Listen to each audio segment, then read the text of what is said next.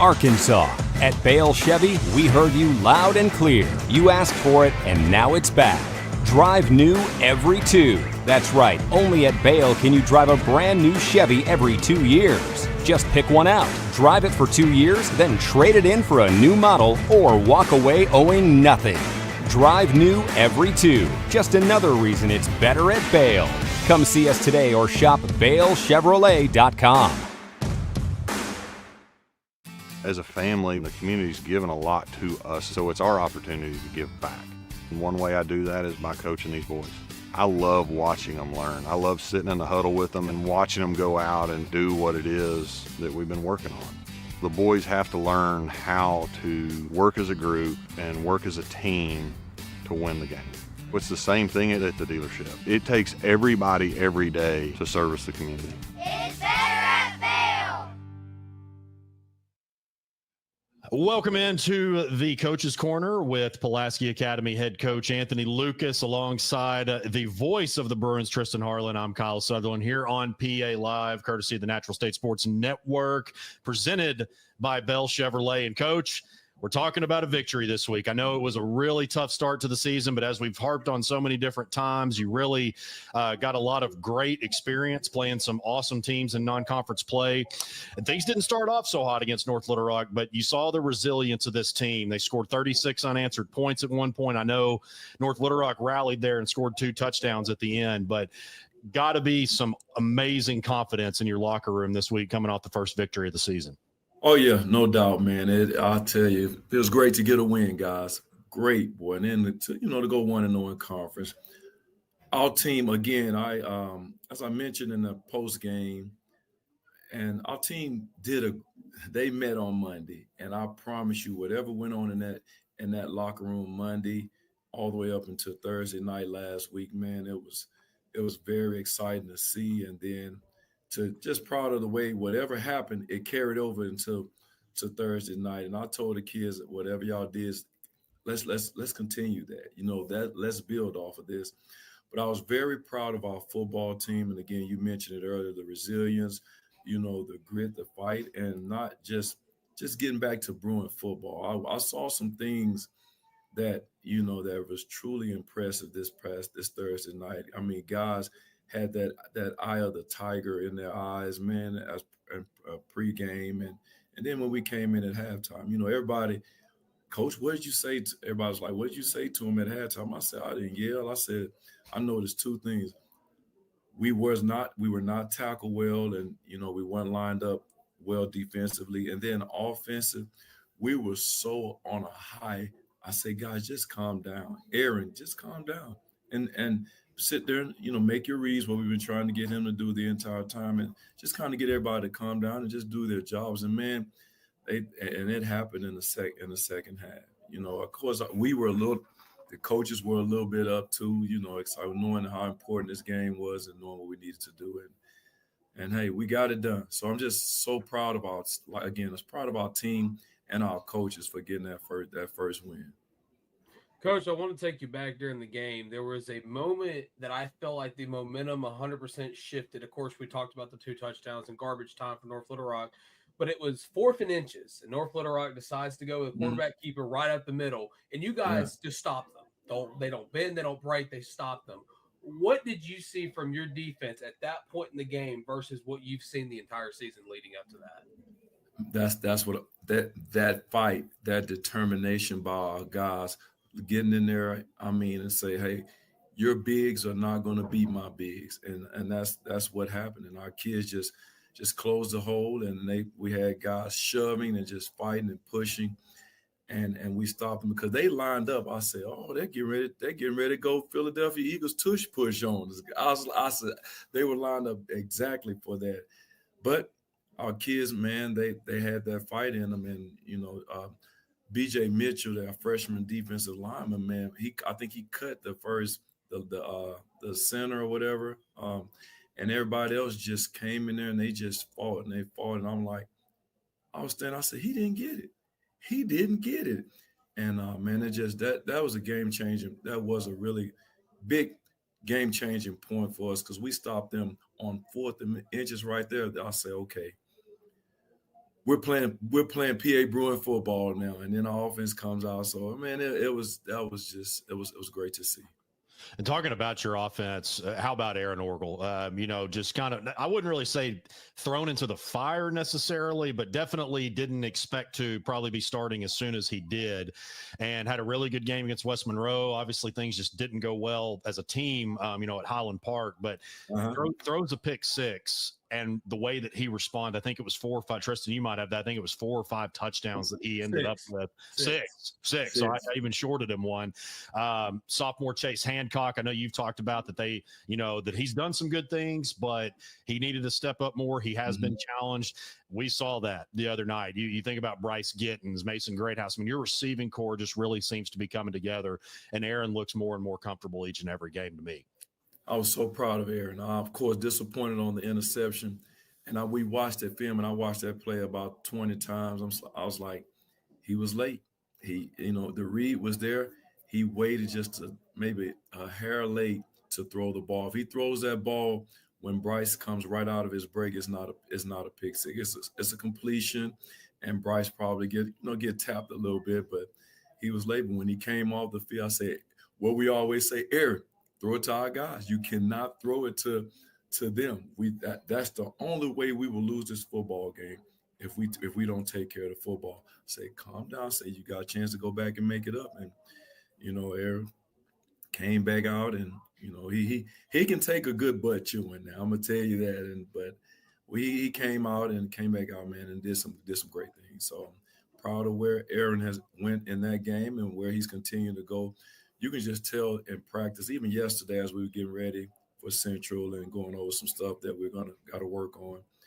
He's dialed in. He's asked all the right questions, and if he doesn't know now, he asks, and then he goes out and he gets it, man. So really proud of him, and I just hope we can keep going in the right direction. But guys, I feel so much better about our football team overall after getting that win, and I think that's all we needed for that light to come on now, and I'm interested to see how we're going to respond against Central. So, a good ball. Central's, despite what their record is and how they played last week, Central is a lot better football team than they were last year. Right. So speaking of that, I mean, what are you seeing on film this year that gets you excited about this matchup between you guys and the Central Tigers? Well, what gets me excited is, some of the coverage that they play, and then I go back to we watched last year's film too. Still looking at that. We excited about how they're going to play us defensively, offensively. They're a lot better. They got a running back that's pretty good. Their quarterback is fairly decent too. We have to contain him. I mean, if he gets out, he could do a little bit of damage, but. And they got another receiver that's pretty good too. I don't know their names. I never know other kids' name, and I always know them by numbers. But again, they're a lot better than they were last year. So I know 5. We need to, with 5 again. If 5 got to go to the concession stand, we need to know where he's going. So I think it's number 4 too, and number 1. They're not bad, but. Just going to have to pressure this quarterback, young quarterback too. Not a lot of experience with him. And so we get a little pressure on him. I think we'll be fine. But Central is going to give us everything they have, guys. After last year, I didn't realize that we put up 63 points on them last year. But what I put into our kids, I told them yesterday during our meeting before practice, yesterday morning, actually, I said, guys, forget what you're hearing, forget what you're reading, forget what you're seeing about Central. They're a very much improved football team, and we're going over there. They got new stuff built over there. They got a new facility and all this kind of things. I said they're going to be playing on a high, and it's Pulaski Academy going to Central. You better be ready. You better know for sure that they're going to be ready to play you, and they're going to lay it all on the line. So we can't get caught up in what we're reading and what we're hearing. I mean, that's it. It's focusing on Central and doing what they're it was just playing the best football that we can play and improving off of last week. We got to play better than last week. So, yeah. And talking about Central, number 5 you're referring to, Trey Stewart, got an offer from Arkansas, got an offer from I think he recently got offered from Penn State. You talked about some of their other players. And you look over to the defensive side, and you've got big Anthony Kennedy there in the middle. 44, yeah, he's 44. He was committed to somewhere, but he's committed to Miami now. So he's going to play, I know, the number 2 or 3 team in the country right now. Yeah. So, when you got a load in the middle right there, essentially a big boulder that's tough to move. And I know that y'all do a lot of rollouts and do some things kind of, on the outside, but that's definitely a big piece that you're going to have to move around in the middle. Oh, yeah, no doubt. We did a good job against them in team camp. We saw them this summer in team camp. And, again, summer team camp and then in-season conference is a lot different place. So I guarantee he's going to be a lot more physical and, do some things. They're going to do some things that they didn't do in team camp. So, and then they're probably going to do some things that what we've seen on film that they're going to add some things because I promise you, Coach Robinson will have those kids ready to play. And, everybody over there and from Central, they're going to be rooting to try to kill us. So we'll be ready. We'll have our guys ready. Again, like last week, guys, I told you, I don't want to talk about what we're going to do. I'm going to stay away from that right now. Just Friday night at kickoff, we'll know exactly what PA Bruin football team is going to, perform on the football field. But I know our kids are ready. They got a look in their eye, guys. That's unbelievable that I'm loving right now. And yet, even yesterday, practice wasn't the best. And our Mondays are always a little different because we're showing them what we've seen on film and it's giving them new things that we're going to implement for the week. But I am excited. I can't wait till 3:30 gets here today so we can get out here to get ready, to have our Tuesday practice because Tuesday and Wednesday are our toughest practice. So excited about it. Coach, since you said you don't want to really talk about your game plan, let me ask you this. From a coaching standpoint, what does Aaron Orgel need to do to take that next step? Keep getting better. Just keep getting better and not take care of the football. That's it. That's it. If he can keep growing and learning because he's going to be seeing, as we get into 7A, it seems like everybody plays almost the same defense or whatever. But Aaron just have to continue to keep getting better, and he's watching a lot of film. And Coach Thrash and Sabota, and actually now Hunter Ardoin as well. They're all getting together and they're watching, continue to watch a lot of film. But if Aaron can keep building off of things that he did well the week before and continue to get better, man, I'm telling you, man, the sky is the limit for that kid. Aaron is tough too. I don't know. Y'all remember Aaron broke out? We called a draw to him in the game. I said, Lord, Aaron got out there around. I said, Aaron gonna pull a hamstring. But it was exciting to see him, pick up that first down for us and get some yards and got out of bounds. But again, to answer your question, Aaron has to continue to get better and take care of the football. I think we'll be fine. All right, the PA Bruins will travel to Quigley Stadium on Friday. I guess as you're listening to this, we'll be kicking off here in a few minutes. But another away game, then we're back at home for 2 in a row for the first and only time this year. So looking forward to that. But Coach Lucas, really appreciate your time again here on the Coach's Corner. Tristan, you as well here on PA Live, courtesy of the Natural State Sports Network, presented by Bell Chevrolet. We will see you at kickoff. Hey, man, thank you guys so much for everything you all do. God bless you and go Bruins.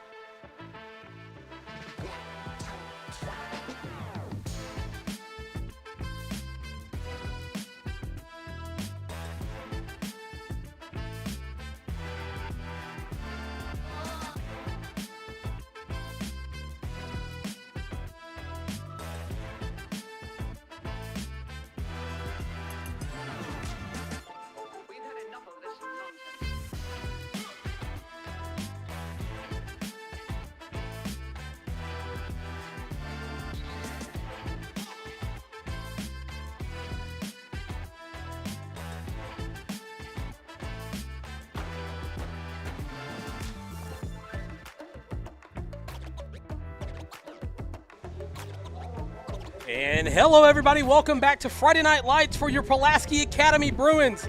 It's another week of exciting football action as the Bruins take on the hosting Little Rock Central Tigers. Here in the booth, as always, Tristan Harlen here with the former offensive line coach, Blake Amsler, and the always infamous Kyle Sutherland. And guys, it's homecoming night for the Tigers, but it's a red-hot Bruins team coming in to play the Tigers. Week, particularly after Aaron Orwell comes in, throws a pick six, and PA is down, and then they end up scoring 30 unanswered points that started at the end of the first half, and then they just exploded in the second half. I know North Little Rock kind of started to make a comeback, scoring 2 touchdowns there late, but PA was able to get their first win, get a little momentum, and have a chance to go 2-0 here tonight at very historic Quigley Stadium.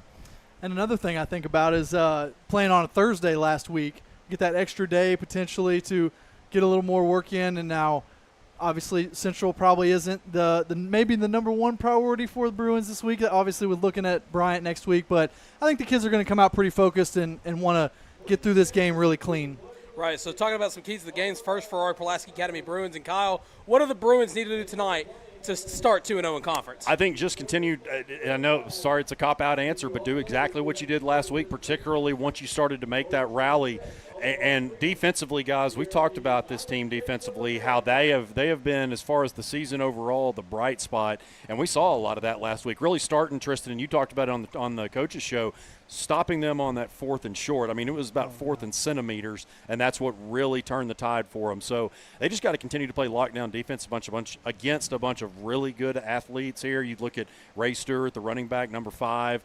Of course, Andrew Bjork you'll see at quarterback, and then Bryson Kennedy, a freshman quarterback. So a lot of young talent on the field tonight. And I tell you, I think that PA is really rolling, and they've got a great shot to keep the undefeated streak going in conference play. Right, Blake. So what do the Tigers got to do to get a win on homecoming? Well, I think for Central, you're going to have to create some turnovers first off.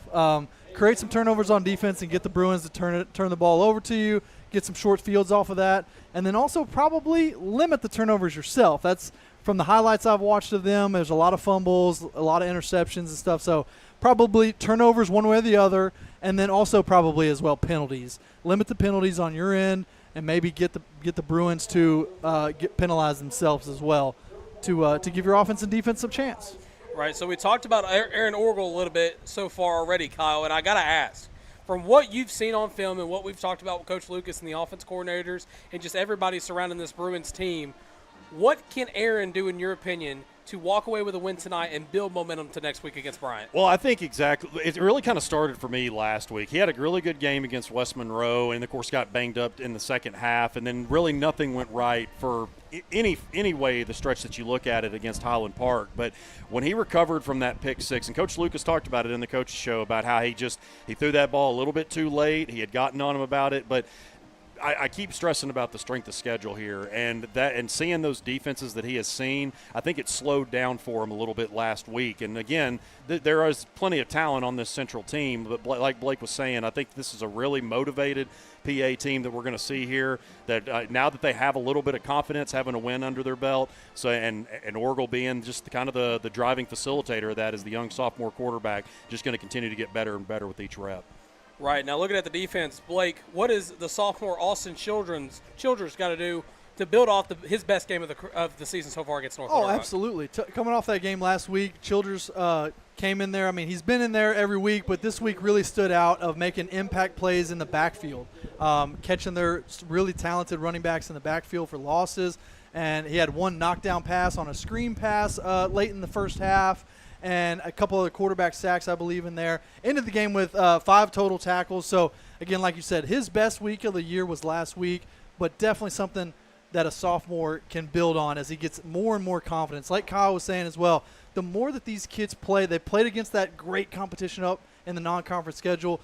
Each conference game that they get under their belt, there's just a little more comfortability to what they're doing every day, and more good stuff to come. Right, we're a little bit, just about 10 minutes away from kickoff, but just a little note about the Pulaski Academy remaining schedule. 2 of them, Cabot and Little Rock Southwest, have yet to win a game. Now, I believe Cabot and Little Rock Southwest are playing tonight.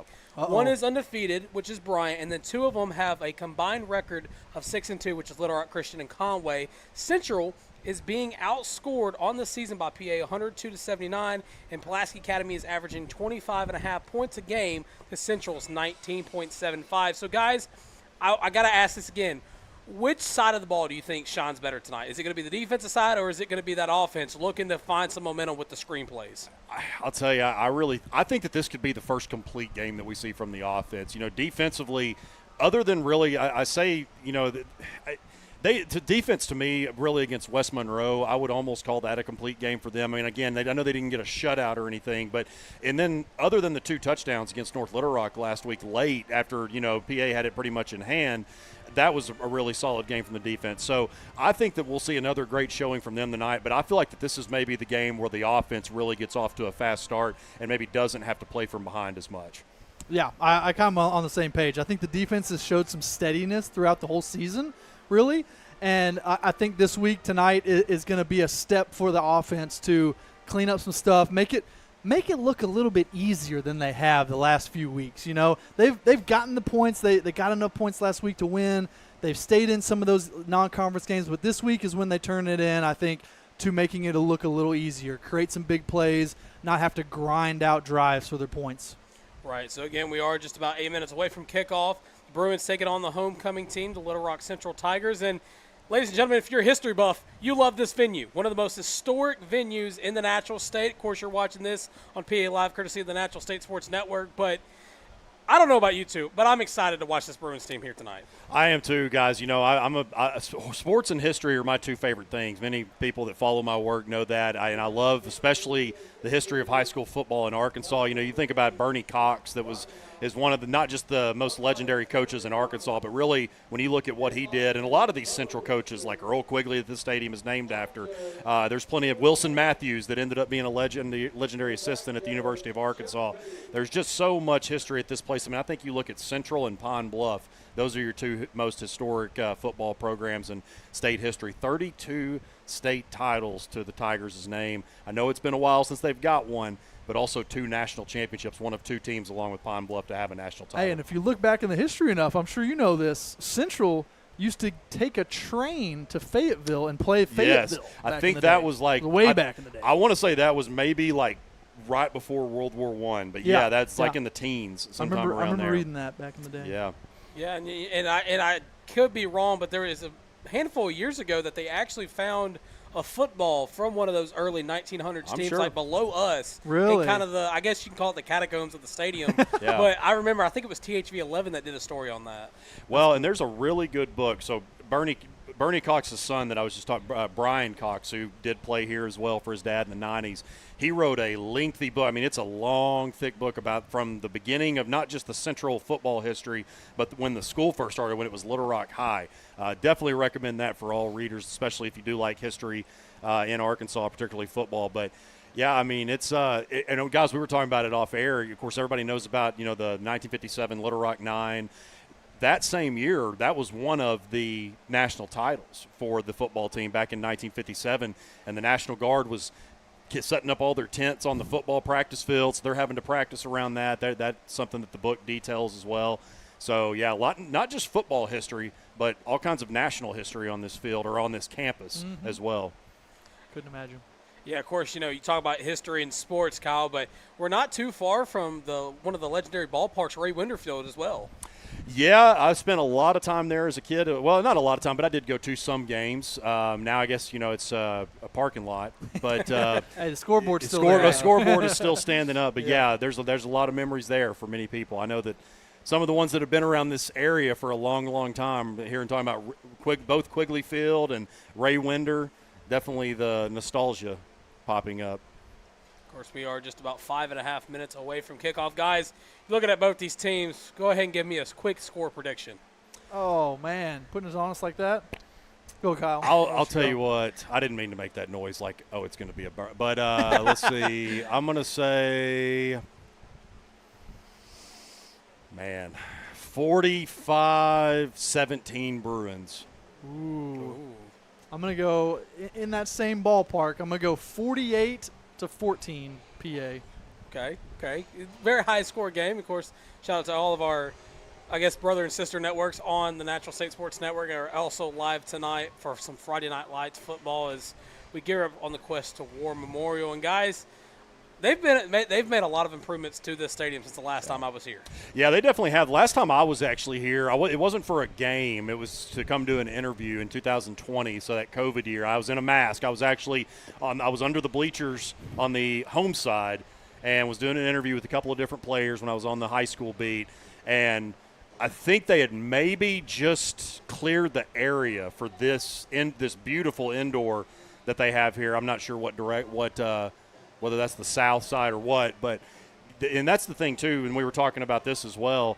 A lot of this area can't be touched because it's on the National Historic Registry. So both the school and the football field you can only do so much with, but yeah, this beautiful indoor there, you see inside, you can see all that turf. I think I see the Central football team back behind the window there. So definitely that was well overdue for the Central Tigers for sure.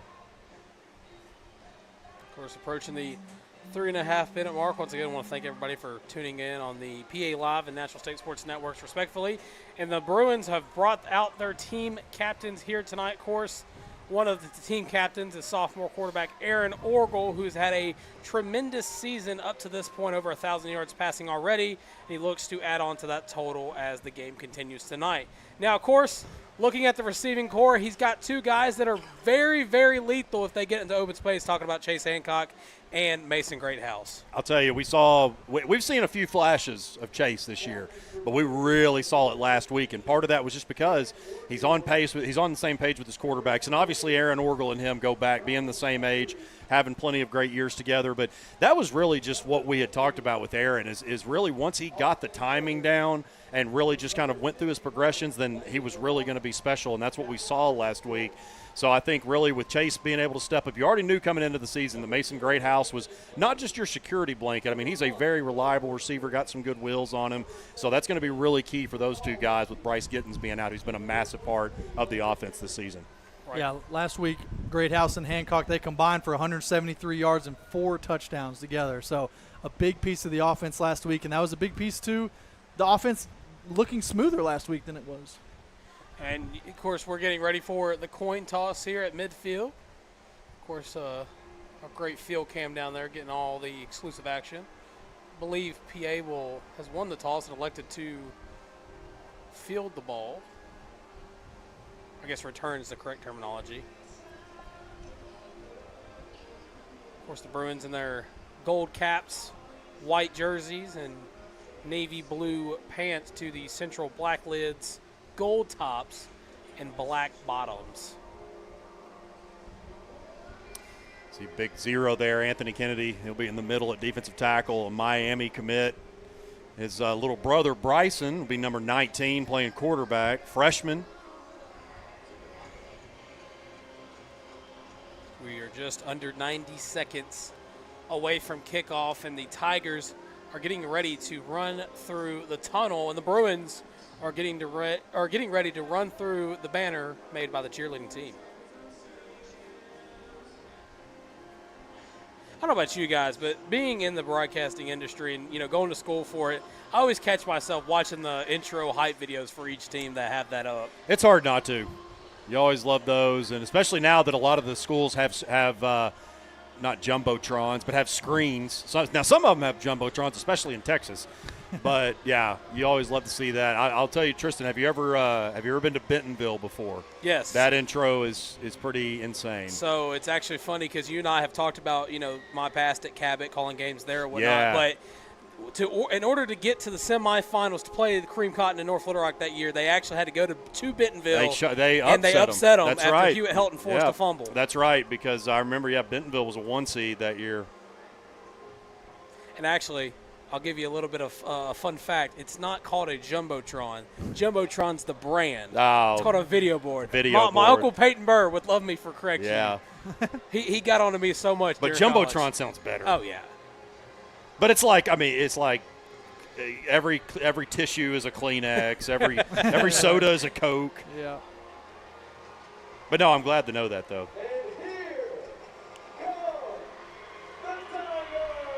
Tigers are taking the field as we wait for your Pulaski Academy Bruins to follow suit. Of course, they are running through the banner that I believe says Fridays are for the Bruins.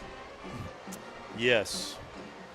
I think that is a play on words for Saturdays are for the boys. I like it. And here come your Pulaski Academy Bruins, led by head coach Anthony Lucas and sophomore quarterback Aaron Orgel, as they look to go 2-0 in conference play with a win here tonight. Speaking of Aaron Orgel being quarterback, I mean, guys, that just shows that the way that he stepped up. I like that. You know, I know that a lot of teams go the traditional route and you have all your seniors every week, but there's some of those teams, too, that switch it up, maybe from somebody that stepped up the previous week or during that week of practice. So that says a lot, being a quarterback, well, obviously being a quarterback, but being a young sophomore and being the one that goes to lead your team out for the coin toss. And I thought it was interesting that we called out Austin Childers as a player of the week last week, and he was a captain this week. So that's another one, exactly. And guys, something that I think that we might or were not prepared for was or something. Well, I say because I didn't ask about it, but Ethan Reynolds, 74, looks like he is down there in street clothes right now. Well, he got his jersey on, but is not dressed out. So that's a big loss there on the offensive line, Blake. Yeah, he was that utility player all this year. And I did not hear what happened to him. So maybe it was a late week injury in practice or something that came up. But, yeah, that's a piece that you want back. That's center. That, I mean, like you said, utility. Everything. He plays just about everywhere. So really gonna count on that front five, that first five offensive line to really hold it together today. So we await the opening kickoff here between the Tigers and the Bruins. The Tigers will kick to start the game. The Bruins will receive. We'll see how many sky kicks. What's the over-under on sky kicks we're going to see tonight? 5. He's already teeing it up. We're setting the bar at 5. It's a good number. Of course, you should not bet on high school sports. Absolutely not. The mythological over. I feel like there's a whole read within that statement, but nonetheless.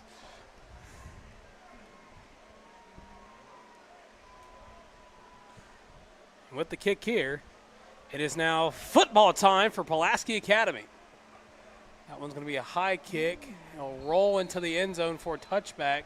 Javion Walker was the Bruin who could have returned it had he decided to. But here comes the Bruin offense, led by, of course, we've already mentioned multiple times already, sophomore quarterback Aaron Orgel. I love this kicker's name, Ryan Sasaki Adams.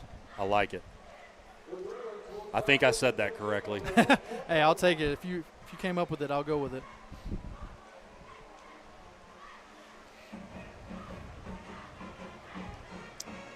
It'll be 1st and 10 after the touchback from the 20. Looks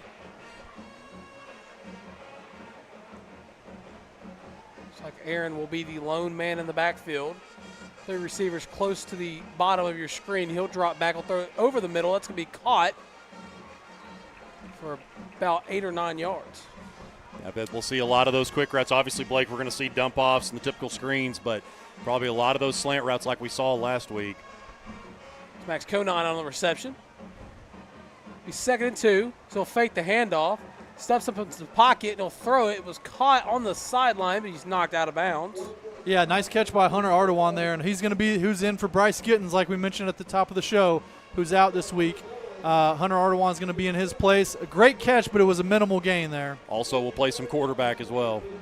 First 3rd down for the Bruins tonight, 3rd and 3. Sends Javion in motion.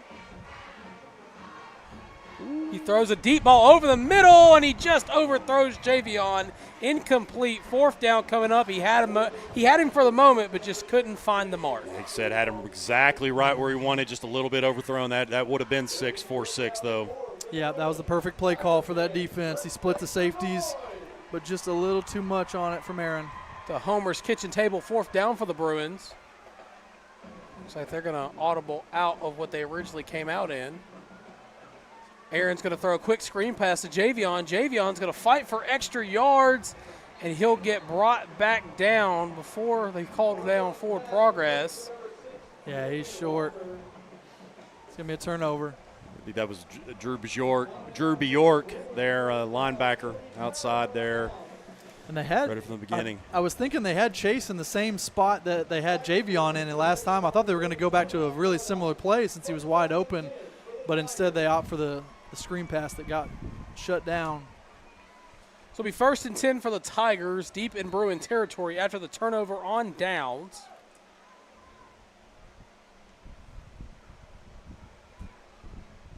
Mike hands the ball off. It'll be brought down immediately. Bryson Kennedy in at quarterback. Again, the Bruins without TJ Logan again this week due to that ankle leg injury from Highland Park. Ray Stewart, the ball carrier. 2nd and 11. Ball on the 30.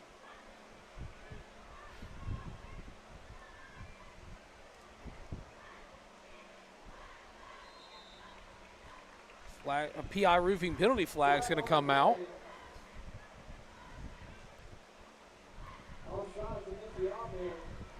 Yeah, those are the penalties we were talking about at the top of the show as well. Is instantly, Central's first team to make the mistake, bumps them back 5 yards and makes it a long 2nd down. 2nd and 16 now after the penalty. Kennedy going to fake the handoff, throws it in the flat. That's going to be caught. Room to run, breaks away from one, still going. It'll be brought down at about the 15-yard line. That's C.J. White on the reception, the senior receiver, as he gets a 1st down for the Tigers. Yeah, he instantly got all that yardage back and the 10 he needed. A good tackle, though, by Camp Caldwell to stop a touchdown. But, yeah, you hate to get the penalty and then give up all those yards right back. In the Caldwell Toyota red zones, Kennedy throws immediately to his tailback, and he's going to get dropped down in the backfield. But a PI roofing penalty flag comes out. The tackle's made by Max Allison. That's a great job there taking. That's one thing about Ray Stewart. He's got a lot of speed. He's got offers from Arkansas, Penn State, got a lot of P4 offers. So taking him out at his legs is a good plan.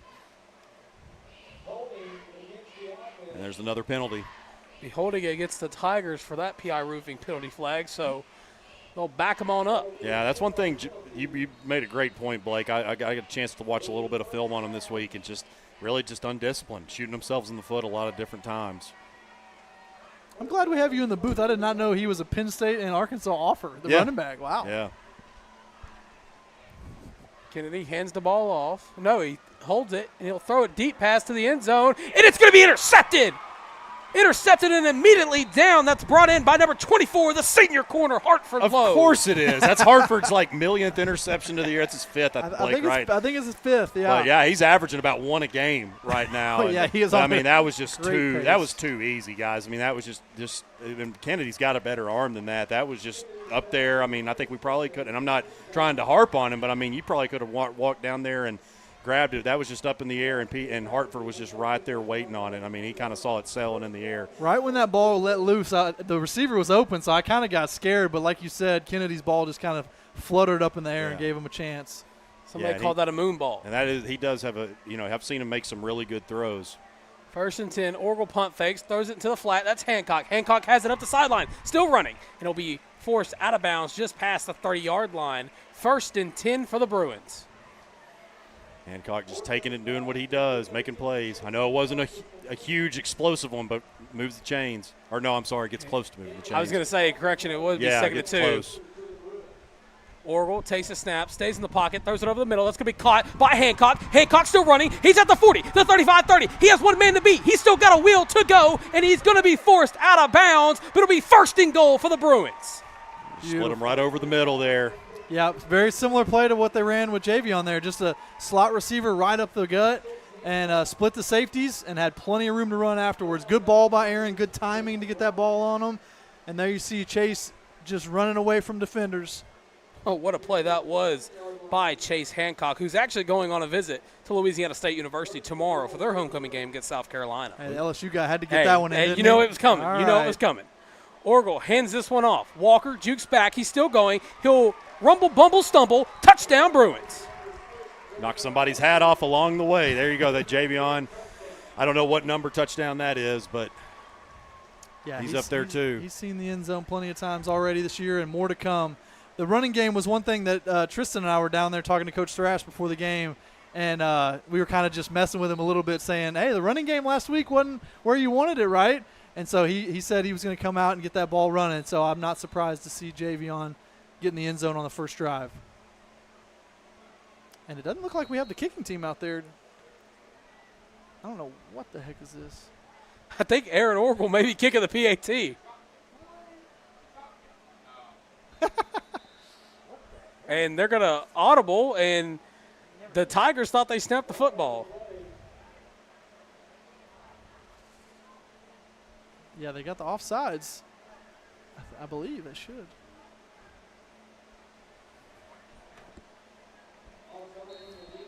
The PA announcer for Central announces that it will be an offside for the Tigers, so the Bruins will go for 2 here. Orgel takes it, immediately throws it. That's going to be caught. PAT is good for the 2-point, and that's Max Conine on the reception.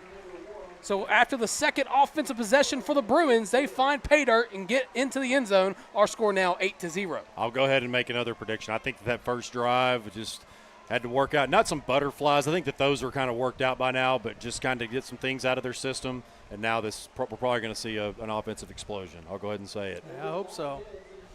Good to see Max Conine getting involved early. I know last week I'm not sure he had any. He may have had 1 catch last week, but I know he's been itching to get some more catches. Just a great play by Aaron Orgel and Chase Hancock. Just found his man over the middle, caught it, and he was able to, of course, run down the sideline for a big gain, and then Javion Walker turns right around and punches it in for 6.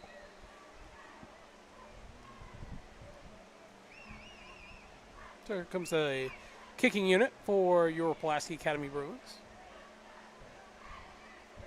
Central all up very tight, expecting this onside kick. Their deepest man's at the 30-yard line.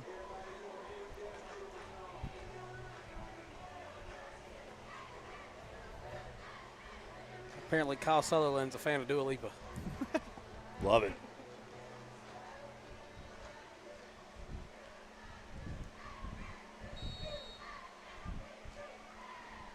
Here comes the onside kick for the Bruins. Ooh, I think he lost it.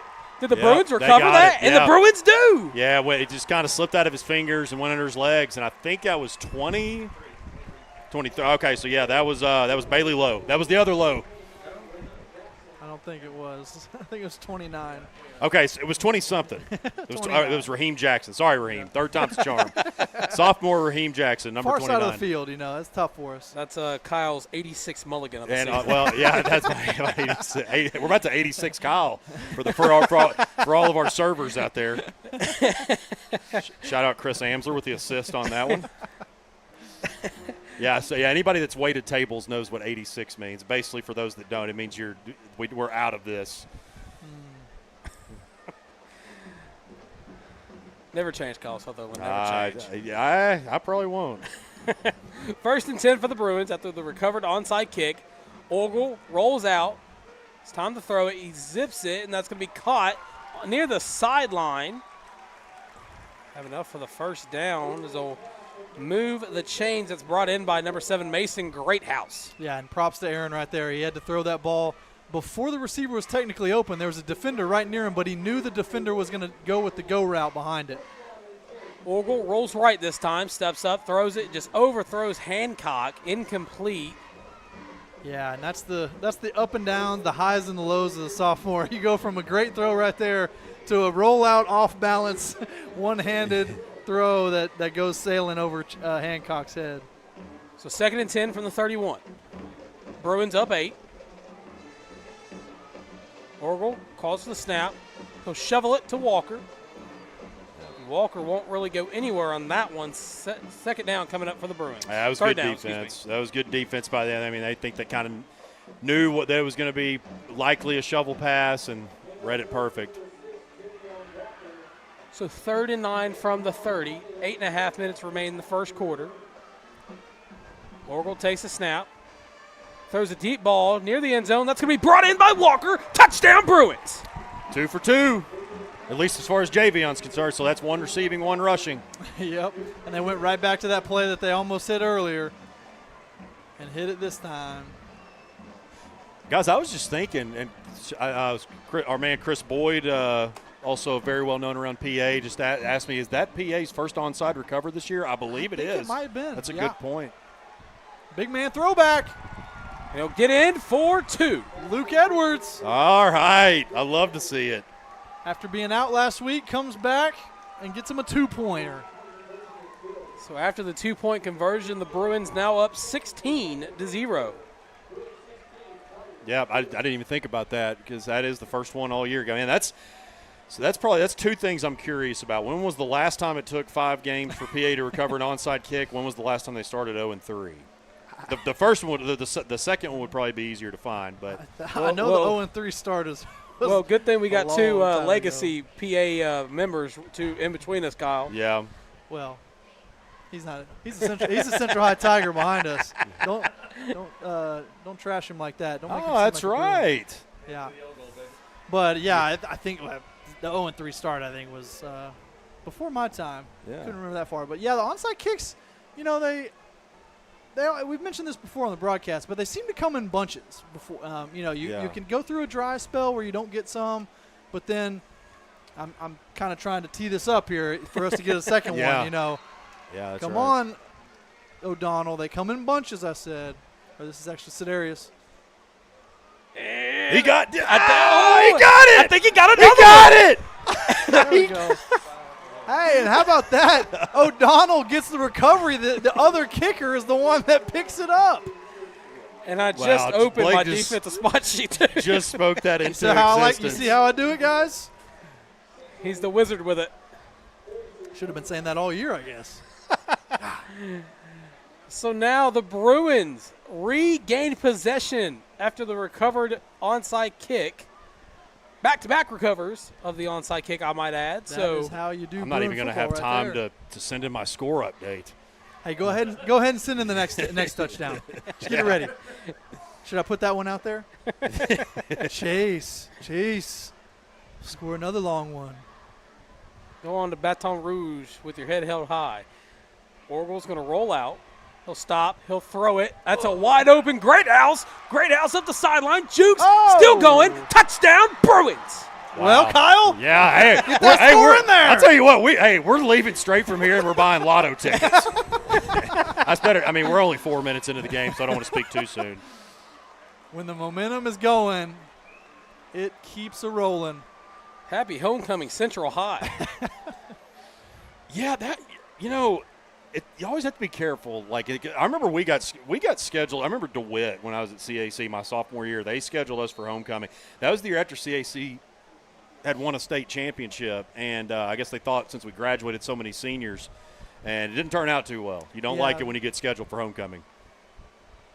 PAT's up. The PAT sails through the uprights good. So now, after 2 onside recoveries, is 23-0. Or, yeah, it didn't go so well for them. And so, yeah, because you always take it a little bit more personal when you are scheduled for homecoming. That's one of those things that the admin people probably schedule and they don't really think about the other team that you're playing. And they're like, oh, sure, yeah, we'll play CAC.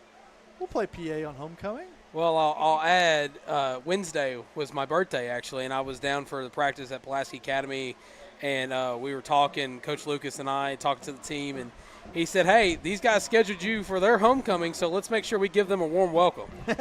Well, we're doing just that. We're doing exactly what Coach Lucas said. Now, look, asking for a 3 is a little much, but I'll just put it out there in the open. Just see if this fall wind may pick it up. Yeah, I think that's when is it 3 that PA's at least under Coach Kelly. I know they were unbeaten. Yeah. I know. When we recovered 3, yeah. Pretty sure. If you get 3, like 2 is 70-something%. Two games I think we ever lost where we recovered 2 and lost. Yeah. One of those being Little Rock Christian. Don't remind me. Ugh. Here comes the onside kick from the Bruins. Ooh. And that one will be recovered by Little Rock Central. And the fans love it, too. They love that recovery. You know, I was talking with Coach Chris Young at Greenwood, obviously an incredible, just unbelievable program they have up there. He's been to state every year since he's been their head coach, and whenever they were in the same conference a couple years ago in the 6A West, I was doing a story, like a preview, and that was one thing he had talked about. They start implementing that like 8 weeks before. They literally start practicing onside about 8 weeks before, and they've got like books on it. That's how detailed they get. Yeah. Going to hand the ball off on 1st and 10, right up the middle, still going, room to run, and he'll walk into the end zone, and the Little Rock Central Tigers fans are going nuts. Touchdown, Tigers. And that's the speed I was talking about with Ray Stewart. If he gets loose, they did a good job on it. Of course, that was only Central's second drive of the ball game right there, but they did a good job on that first drive. Really didn't let him get past the line of scrimmage, but just kind of broke through a few ankle tackles and off to the races. Yeah, Stewart did a good job of shooting through that hole. They gave him a little space and split those safeties all the way into the end zone.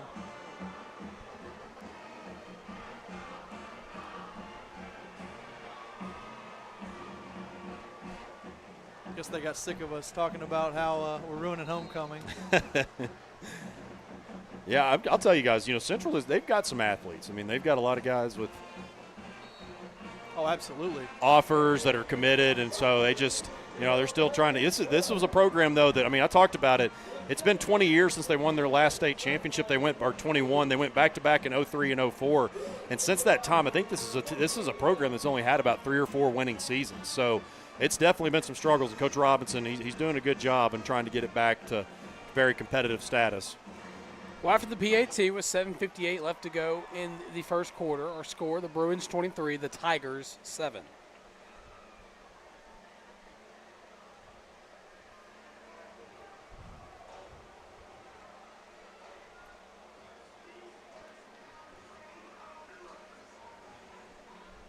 That last kick we were kind of messing around with about the pooch kicks, but that last kick was really actually returnable for Javion. He let it go and let it bounce probably 10 yards into the end zone. So I wouldn't be surprised if he can catch one on the 10 or 15 or so that he takes it out.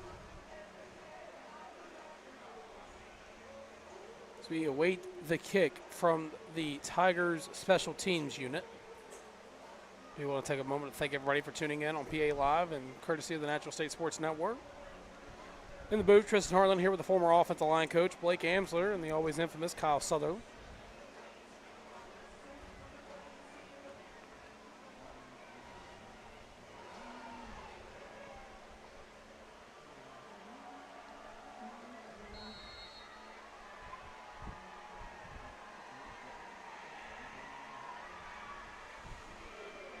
And there's the kick.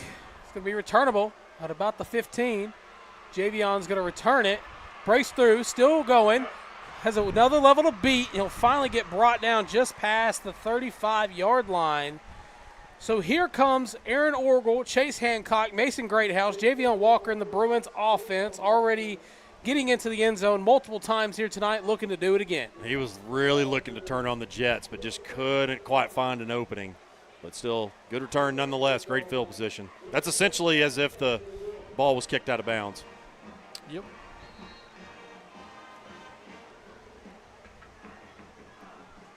Orgel, the lone man in the backfield. Throws it quickly. That's going to be caught by Hancock. Hancock jukes right, but he'll be brought down by the ankle. Second down coming up for the Bruins, but there's a PI roofing penalty flag on the field. The field was showered with PI roofing penalty flags.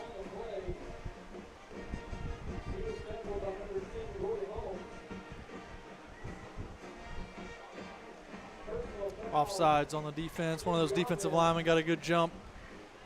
Jumped too early. Oh, they're backing us up? Yeah, I think it was yeah. Oh, wow. Yeah, I believe he initially motioned for a personal foul, but I was in agreement with you. I thought there was an offsides call as well. So 1st and 10 for the 25. Orgel throws it over the middle. It's going to be caught by Konai. It's tackled there by Tyler Galloway my bad. Tyler Galloway's our guy. Wrong 10. Roy Holmes is looking at the PA roster. 87. Then, 87. Then Drew Bjork also helping clean it up. So 2nd and 23 from their own 21. Orgel takes the snap. Throws it over the middle, and Hancock just couldn't bring it in. Man, yeah, that's one he definitely wants to have back. That's 2 there that just missed that would have been 6. Yeah, and I wish he would have put 2 hands up there to catch that one instead of just the one. Yeah, that's a good point too. You could probably point a little bit of the fault to both. He actually looks like on the replay there he ran into the ref.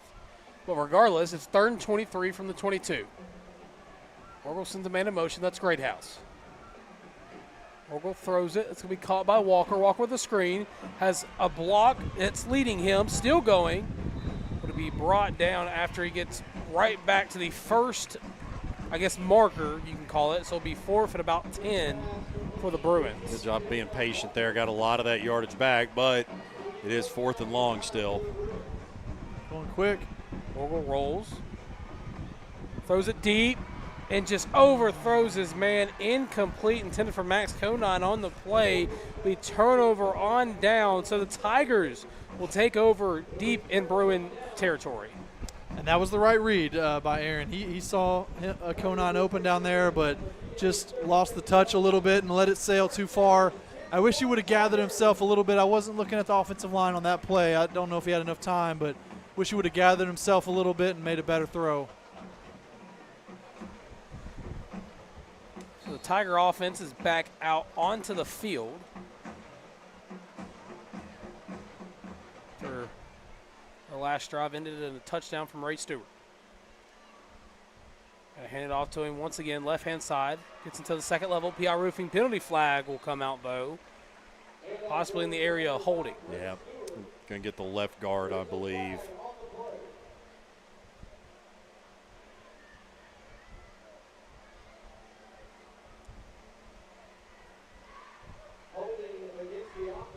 Holding against the offense is the call, so they'll back the Tigers up instead of moving the ball closer to the end zone.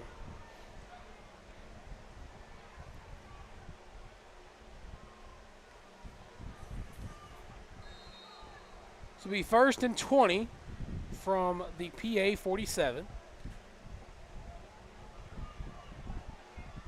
Kennedy looks to be the lone man in the backfield. Sends a man in motion. He'll drop back, looks, throws it over the middle, floats it, that is, and he has a burst of speed. No one in front of him but the end zone. Touchdown Central. Yeah, just right across the middle there, and as soon as Ray turned around, it was all speed. And just again, I keep talking about that speed, man. That's just he's got it. He is a burner. We officially ruled a 47-yard touchdown reception for Central. They line up to kick the PAT.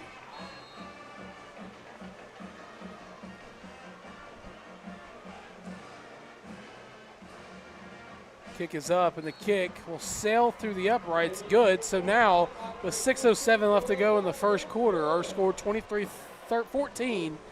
Bruins, and guys, we're still in the first quarter. Oh yeah, it's a long quarter. Yeah, it's a long quarter. A lot of scoring.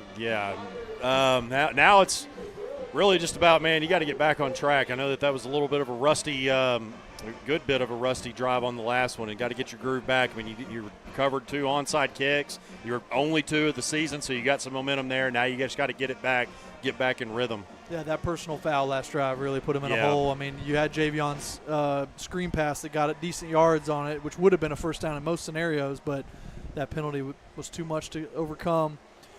Still, I wanted to call out, man, it's impressive to see that quarterback for Central, a freshman out there. I know his brother is a senior defensive lineman as well, so brothers out there playing together, but it's got a nice size to him and some decent composure. I was going to say, obviously his brother's defensive lineman's man. I would not want to see his parents' grocery bill. Those are 2 big boys right there. That is 2 big boys to feed. Absolutely. That kick is going to be returnable by Walker around the 10-yard line. He'll get met almost immediately. He'll get brought down at the 20, where the ball would have been spotted had it rolled into the end zone. So once again, here comes the Bruins offense. Of course, last drive had a couple plays that could have led to 6, like the open pass to Chase Hancock, and then the other one, I believe it was Max Conine that was open near the 30. Yep, yeah, that was Conine they were looking for last time. See a couple fresh faces in there. Bailey Lowe coming in at receiver, Rashawn in at running back. So they're going to have 2 running backs, actually. 2, yeah. Him and Javion both in the backfield now. So it'll be 1st and 10 from the 21. Orgel's going to send man in motion. Will fake the handoff. Has a man open down the sideline. Just overthrows him once again. That's Javion Mitchell, the intended target on the play. Yeah, just a little bit too far in front of him, though. I mean, they has another one of those where they had it, but Javion was past that linebacker.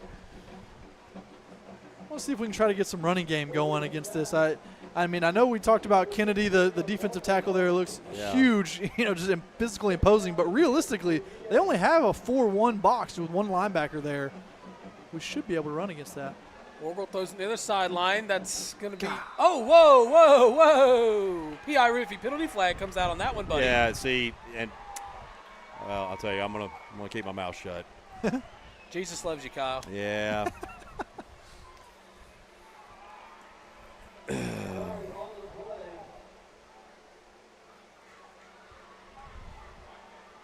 P.I. Roofing penalty flag. Don't remember if I said it or not, but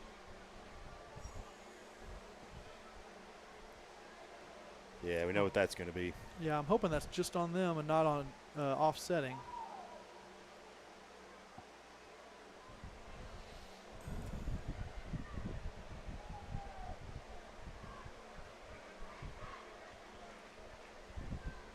There it is, personal foul. Yeah.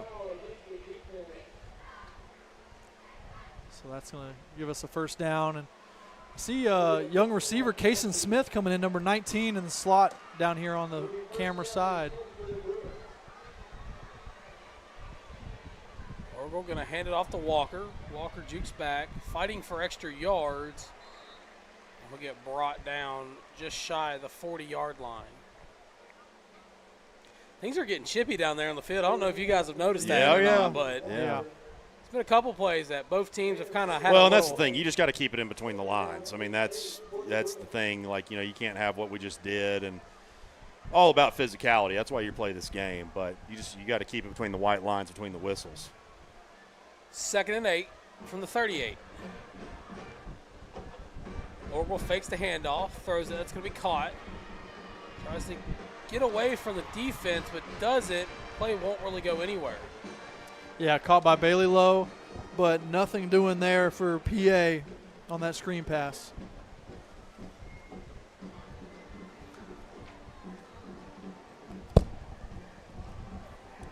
It's going to be 3rd down now.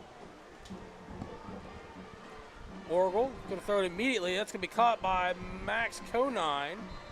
Won't have enough for the first, but he'll make it a 4th and manageable. It's one thing I'm kind of wondering. Look, Central, like North Little Rock had some really good, some really athletic DBs, and Central does too. I'm wondering if they're going to maybe try to utilize Conine's size a little bit more, that 6'6" frame. So 4th and 5 from the 41. Great House, the man in motion.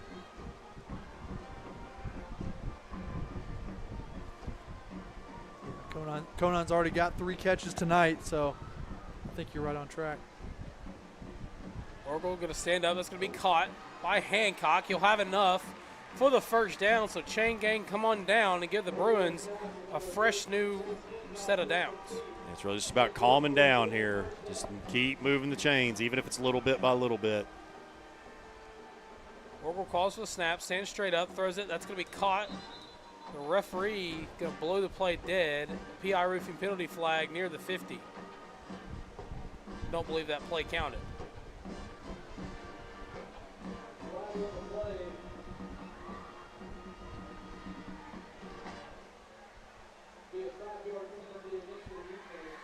I believe the penalty was on Little Rock Central.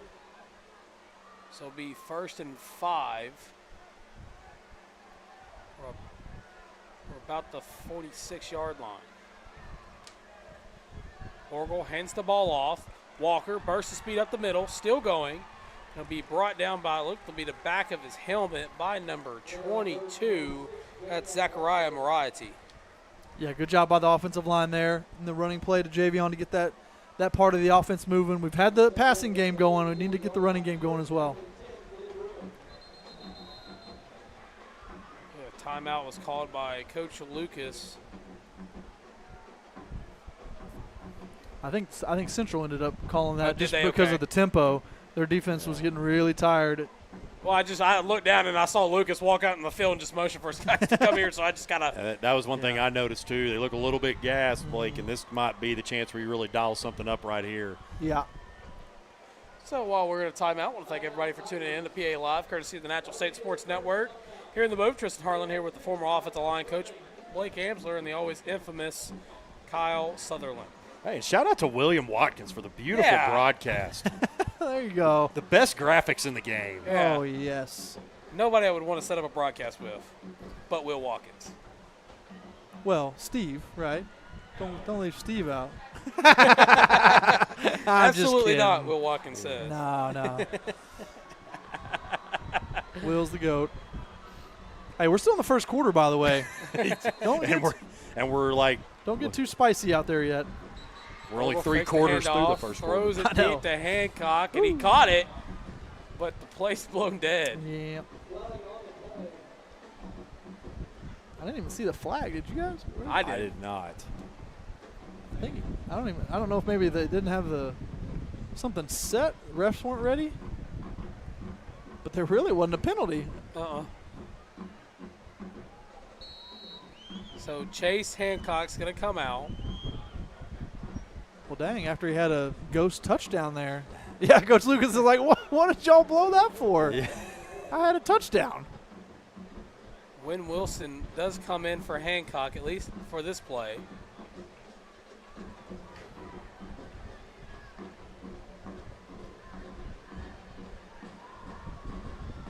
Man in motion. Orville rolls right, steps up. He's got to get rid of it, and another PI roofing penalty flag comes out, and Orville took a shot. Yeah, he did. Yeah. And he's slow to get up. Oh, man. Hobbling on that knee. And add insult to the injury where and that's getting a holding call. Getting the holding call, and look, this Central team, they're amped up, guys. I mean, we're gonna have to match that energy. Yeah, I do not like seeing Aaron limp around like that. 3:29 left to go in the first quarter. Aaron's still in at quarterback. He drops back, pressure coming. He's got to get rid of it. Takes another shot. It's going to be caught by Greathouse. Jukes back right, still going. Greengrass ahead. Can he get it? 10-5, touchdown Bruins. Hey, and there's nobody happier on planet Earth than Aaron Orgel for that, because he's going to get the chance to rest now. As you said, took another shot, got right back up. But, man, what a play there by Greathouse. Made a few different moves. I talked about him earlier. Last year he kind of stepped up, and he was that Mr. Reliable. Oh, you can throw to him, he's going to catch anything. But he's got some shifty moves too.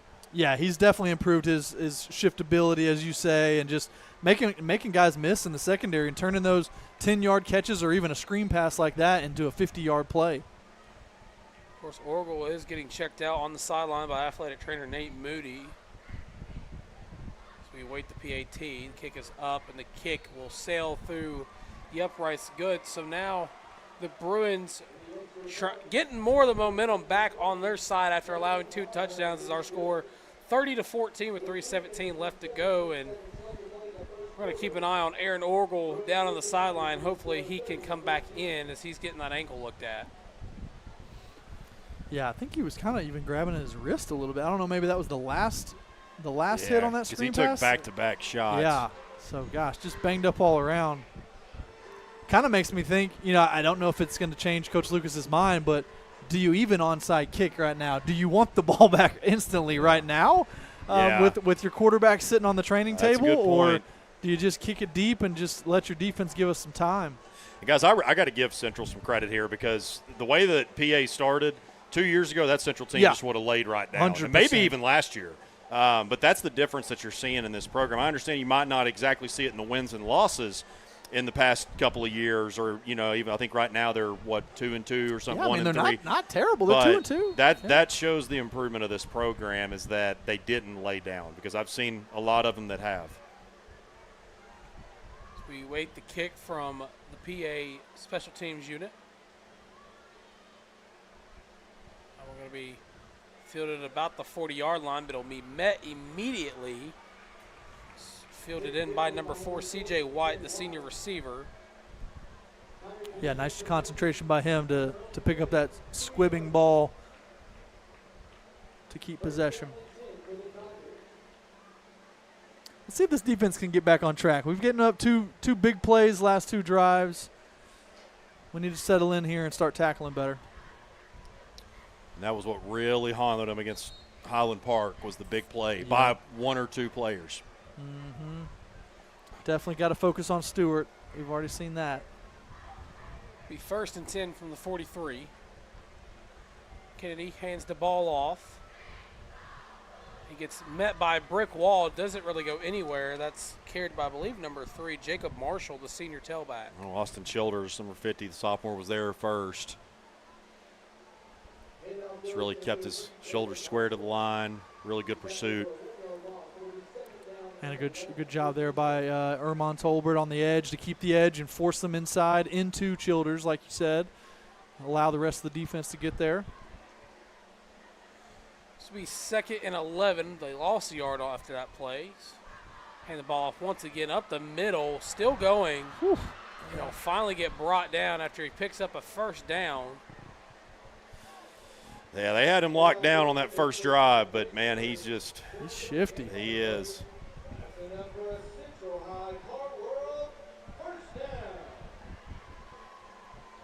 So 1st down after the big run by the Tigers. Kennedy calls for the snap, handed off once again, left-hand side, up the sideline, but it'll be met immediately after that. Gains a handful, bringing up 2nd and manageable. And I noticed there we hit him pretty early, but he's still falling forward, picking up 8 or 9 yards on that play.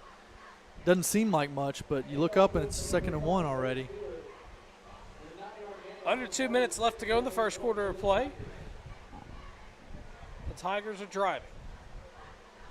Kennedy drops back, throws it near the sideline, but I believe it was batted down, incomplete. Trying to see if I couldn't see a number on that play, but got away from it. Was that Burns on the blitz? I that put believe his hand so. up? Yeah, I think it may have been. That looked who it was. But good job even, for all those rushers, whether you're a linebacker or defensive line, if you start your move, you maybe get a second move in there, and you realize that you're not going to get to the quarterback, put those hands up there and try to knock it down. 3rd down, they're going to hand it off. It's going to be met by a host of Bruins. I believe he got enough for the 1st down, and they're going to signal that he did. Yeah.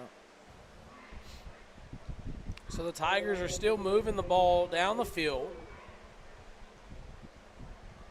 He picks up enough for another Central High Car World 1st down.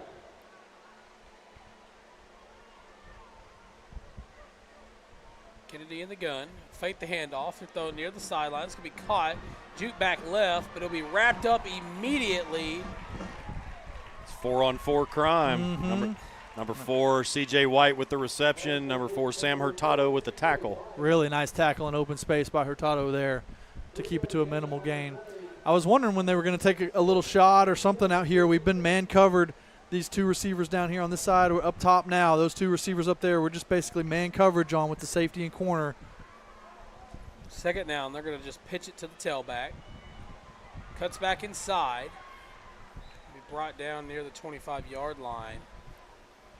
30 seconds remain in the first quarter. Of course, that's Ray Stewart on the carry. Again, I got to call out Tolbert, 55, on the Bruins defense, that right defensive end spot, doing a decent job of getting outside and even getting upfield a little bit to cut off the edge, but just the rest of the defense couldn't fill in the gaps there to bring him down until a big gain. Likely the last play of the first quarter right here. And he fakes the handoff, throws a quick little receiver screen, met immediately. And that's going to conclude the first quarter. As we head to the second, our score 30-14, Bruins on top. We're going to keep it here. And, guys, give me your thoughts on the first quarter. Long. Yeah, that is a complete thought right there. 30-14, 44 points in the first quarter. This is some old school PA football right here, where PA is scoring 30 in a quarter and maybe giving up a couple of the other way. And, yeah, this is the type of football I'm most used to watching right here.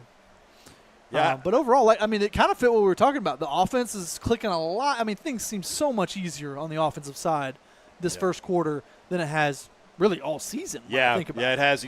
Great House definitely. That was a really good job to get that score and kind of shake off some of that rust that the offense has had. You've seen some of this from the Central defense I've talked about. I feel like that on a few different plays, they seem to be a little bit more juiced maybe than the offense has. So let's see if they can build off that touchdown that Great House had and keep adding on to this score. And another thing I think about is the health of Aaron. I mean, I saw he's off the training table now and up walking around. But, gosh, I'm kind of glad we had the quarter break and kind of a longer break from the Central High offense here to give him some time to reset. So a pretty big fourth down coming up here. 4th and about 3 for this defense. Let's see if we can get off the field and give it back to the offense. Hurtado's made 2 huge tackles to keep it to a 4th down. Of course, the defense is going to make a shift. They're going to hand it off. He's going to be brought down. Did he get enough? Central thinks they have it. That's tight. Somebody needs to break out the credit card for Hey, last week. I'll tell you what. I would love it to have another. If it is short, are we having another possibility of last week where we have to make a very short 4th down stand? But it looks like they are moving the chains. Yeah, they moved it. Yeah.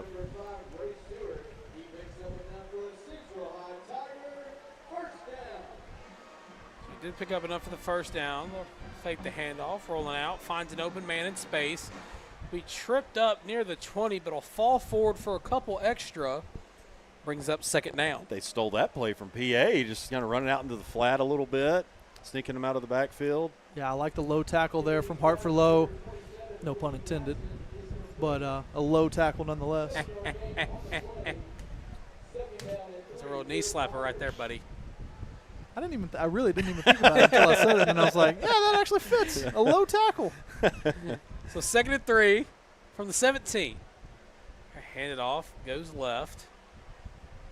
Be met by a host of Bruins. Will be brought down.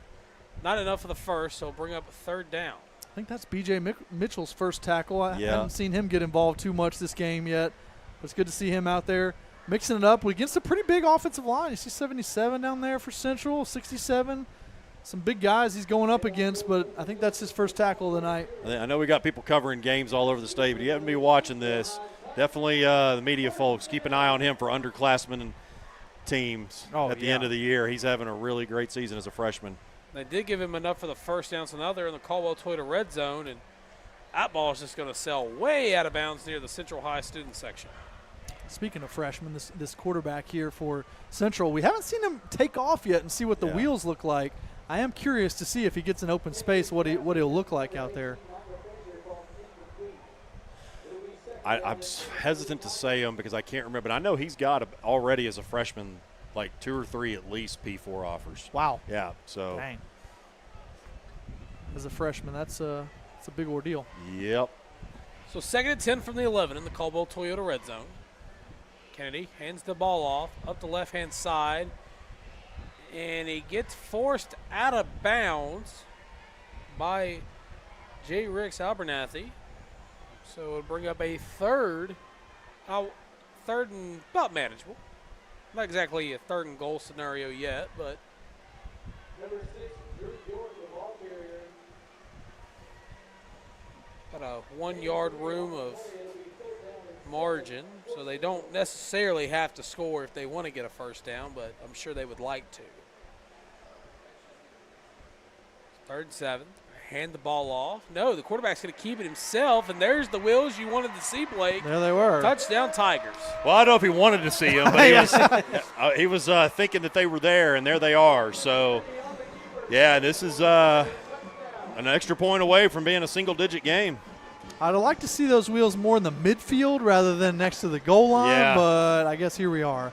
Well, I mean, I bet on the option myself, so I'd have been lost in the sauce, as the kids say. Yeah, that was a good play call down on the goal line. I like that. They've been handing it off, and it even got me to the point where I was thinking, like, man, they're handing it off so much. I wonder what the quarterback's got. And that's obviously what the PA defense was thinking as well. Like, they got so used to the running backs catching it. The PAT was up and was good. So now the score 30-21 as we are on the verge of 10 minutes left to go in the first half.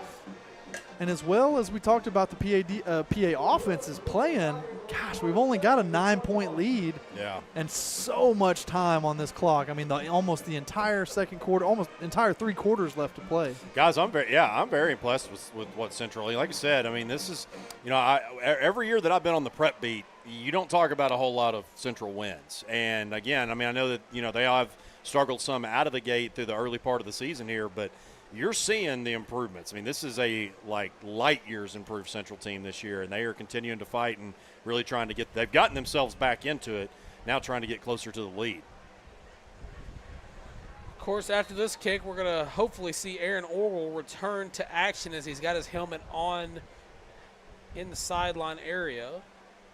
After he took a pretty big couple shots that last offensive drive. High kick returnable. This one's going to be returnable by Rashawn. Around the outside. Tries to cut back and be brought down just around the 25-yard line. So here comes the Bruin offense once again. They've had a scoring outfit so far tonight, putting 30 points on the scoreboard in the first half, and it's all led by that man, number 18, Aaron Orgel. Good to see him back out there. Looks like he's moving around all right, so we'll see how he is in a live play. The Bruins will take possession on their own 25-yard line.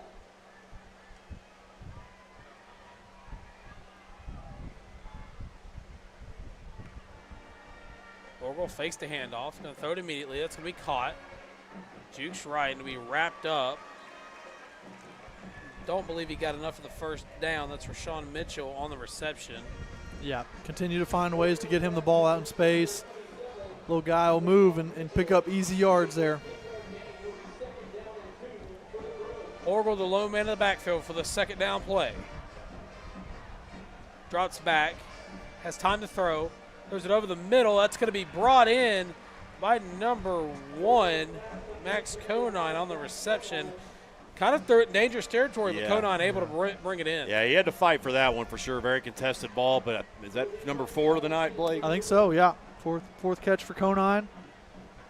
The first new set of downs for the Bruins. Orgel hands the ball off to Walker. Walker trying to get shifty, and he's fighting for it, and he gets brought down past the 50. Bring up a second and short. Yeah, sorry to cut you off there. Nice job by the offensive line, and then also Javion making it look even better as he finishes that run headstrong and right up close to the first down. Yeah, they gave him it. And they will give him the first down. I thought he was short. Not going to argue with that call. First and 10, Orgel going to drop. Throws a deep ball down the sideline, and he just can't find Hancock. Incomplete. And, man, just could not find him down the sideline. Found him earlier when the play didn't count. Right. I think that was the same play, yeah. And one thing as a quarterback coach is you'd rather him do that than underthrow it. Yeah. If he underthrows that, it gives that corner a lot better chance to make a play on it and pick it off. You're going to live with a throw like that. They gave your receiver a chance, a little overthrown. Let's come back the next play and try again. Hey, at the end of the day, it's not Aaron's fault. Chase has just got to be faster. Right. As Aaron tucks that one, throws it. It's going to be batted. Took another shot as well. Took him a minute to rule that one incomplete. I believe Anthony Kennedy was the one that got that swat in. So it'll bring up third down. And Orgel's limping again. I tell you, he's really having to tough it out. He's looking like Joe Burrow out there, just having to taking a lot of different shots. Somebody get him a number 9 jersey. Third down, Orgel, the lone man in the backfield. Throws it. That's going to be incomplete. Just could not find Mitchell on that one.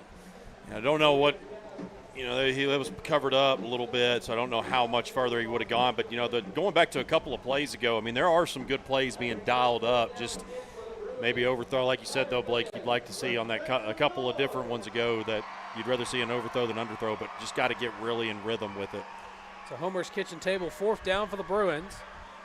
It looks like they're going to go for it for the moment. Hancock, the man in motion. Orgel tries to get them to jump. Looks like they're going to change the play as they look to the sideline.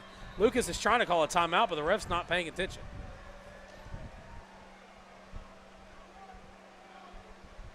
Yeah, on that last play that you were talking about where Rashawn could have caught it but didn't have much room, I think the read was going to actually lead him to Conine right in the middle. They were looking for him again, and he was open. He could have picked up almost the first down, if not the whole thing got really close. So I think Aaron was probably a little quick to make that throw out to the running back. Now, a little patience could have found the right receiver. So once we get out of this timeout, it'll be 4th and 10 from the 48-yard line of the Tigers. You're seeing the student section dressed in looks to be a Hawaiian theme here tonight for homecoming. Too bad nobody's dressed like Scarface. Al Pacino. Yeah, that one. Thank you. I couldn't think of the name for whatever reason. Well, it's an old movie. So Homer's Kitchen Table, 4th down after the timeout. Orgel drops back, throws it as a man. That one's going to be brought in by Greathouse down the sideline. 10-5 touchdown Bruins. Man, Wow. I mean, great throw, but guys, that route, oh my gosh, it was a thing of beauty. He sold it perfectly, just kind of hesitated there for a second, then took off on I guess that was a wheel route. Yep. Man, that was beautiful by Greathouse. And the funny thing about that route is Mason ran like a 3-yard stop route on 4th and 10, but you just never know what high school defenders are going to do. Why would you come up rushing on a 3-yard stop route on 4th and 10? But, hey, it worked out. I guess Mason Greathouse knew it was a Homer's Kitchen Table 4th down because he was trying to serve up that DB. Dude. I'm here all night. Make sure to tip your servers.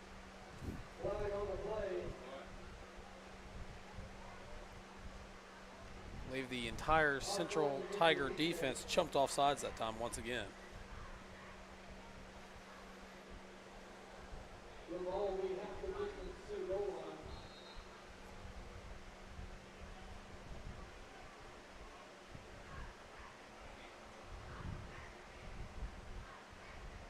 Here's the PAT, and it's going to get blocked.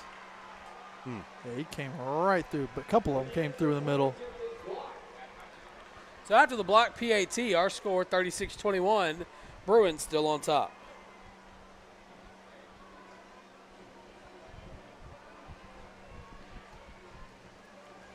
There you see it. Number 7, Mason Greathouse with a great reception. And took it to the house. Some may say, oh, what a play that was. Had some Whataburger this week. It was great as always. Nice. They want to send an invite to the boys? Man. See how it is? Man, Yeah. I think y'all are at the office whenever I went. Well, okay. I guess, Blake, you work from home, don't you? Sometimes. No. Yeah, I did today on Friday, but most Yeah. of the time over in Maumelle. If you're ever in the area, let me know. I can always come over to Maumelle. Over near Lakewood Village in North Little Rock. I'm about to start at Rally House Monday, so. Okay. It's off topic, but it's crazy. I probably should talk about, told you this off air, but I applied for the job, got it. Retail sales, part-time, no big deal. And then they called me and said, hey, do you want to be a manager, key holder? Oh, there you go. I was like, sure. Yeah. Nice. You're going to deal with a lot of Karens on your first day. Don't put that on him. So that starts next week, you said? Yes, huh? Monday. Nice. Well, I'm congrats. gonna And a birthday this week? Yeah. My man's Actually, they making called moves. on my birthday. It's asked. Wow, Nice. what a day. I'll make sure to tell all my customers to subscribe to Hogbeat. And PA Live. Oh, yeah, and PA Live. But yes, definitely. The onside kick was returnable by Central. Appreciate the shameless plug to hogbeat.com, There you go. HAWG Beat. We, of course, are all over the coaching search that is going on right now. And of Yeah, course, why would anyone want to tune into a Hogs forum right now? I don't know. I hope they hire Man, Chad it's, Morris. dude, our message boards are fun right now, man. It's a lot of there's a lot of good conversations. Of course, there's some crazy things that are going on, but With all message boards. man, I've actually been not necessarily with this yet because it's such a early time, but man, A couple of my sources have been like my subscribers, and I'm like, I got it. You know, they would tell me something, and then I'd get it confirmed. I'm like, holy crap, man! Like, thanks. Like, so I've got somebody down right here. Trying to see who it is, but of course the coaching staff is blocking my view, trying to check on him.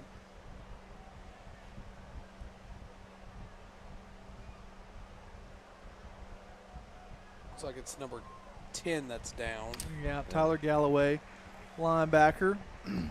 He's filling in for TJ Logan. Yeah, so that would have been, group's already thin. Yeah, we need him to pop back up like he just did. Yeah, I'd say linebacker is probably the most banged up unit on the team right now, and already had a 2 big losses. As we talked about, you lost 2 guys that combined for over 200 tackles, pretty much about 100 apiece. Yep. That's what's crazy. TJ had 65, and he was like the least of the starters last Right. year, so like by a long shot. But they played well. They don't have a lot of starts under their belt other than this year, but they have been hanging in there. Props to that linebacker crew. Just trying to see what number. I think that's Max Allison that came in for him down here at the bottom linebacker spot. After the injury, be 1st and 10 from near midfield. Fake the handoff, throws it. That's just going to be dropped, incomplete, intended for Ray Stewart, the tailback. I'll have to get somebody out there, guys. I mean, they've tried to run that play out of the backfield multiple times. Yeah, we were lucky. Go ahead. I was just going to say they did it with 27 on the last drive, now with Stewart, and I think they've done it a couple of different times with Stewart. Yeah, we were lucky that Brylan got out there and got a hand up and just altered that pass just enough. But, yeah, you're right. We need to get some coverage out there as well to prevent that. So 2nd and 10 after the drop. Kennedy sends a man in motion. He'll take off of the option, shovels it, fields it cleanly. Tries to break away from one, still on his feet, will be brought down. C.J. White was the one on the carry. PA defended that about as well as you could coach it, but that was a really good pitch there. Sense of urgency, right? I mean, he pitched it right at the perfect time as soon as he was getting hit. And I'll bring up a 3rd down, 3rd and about 6 to be exact. Of course, the Bruins trying to get some defensive momentum with a big stop here.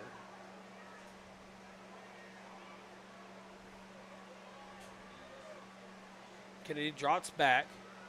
Pressure coming from the edge, seals it in, breaks away, and he finally gets brought down at midfield.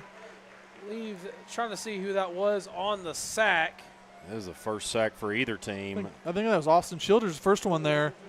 And then I believe someone 55 else. got in there. Yeah, 55. That was Emerson or Ermon Tolbert. So it'll be, believe, is this the first 4th down Central's had all game? Because they threw the interception, then they scored twice. Yeah, I think that's right. Because I know that they haven't punted, and I don't think they've gone for any 4th downs either. So it'll be 4th and 8 from their own 49.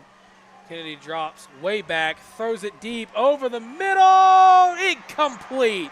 Underthrows that one. Turnover on downs, and the Bruins will regain possession. And really good coverage there by Camp Caldwell, the senior leader in the secondary. And that was the exact opposite as we were talking about with Aaron earlier about the overthrows versus underthrows. There's your underthrow, and Camp's in a perfect position playing coverage right there to knock it down. So great job. I believe some of the parents right down below us close to the field loving that play. So it'll be 1st down for the Bruins. With 6:52 left to go in the first half. Chase the motion man. Fakes the handoff. Whoa. Shovels it. Mitchell with the carry. Jukes near the sideline. Don't believe he got anything. May have lost a couple on that one.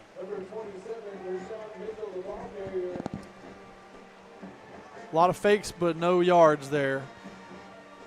If I'm an honest man, I will tell you I was expecting them to throw that ball after that last motion. So we 2nd and about 15. Vogel rolls, throws it, caught by Walker. Walker needs a block. We forced out of bounds just shy of the 50-yard line. It'll be third and long coming up for the Bruins here. Was that just a pretty similar play to the other side? That's what I was thinking, yeah.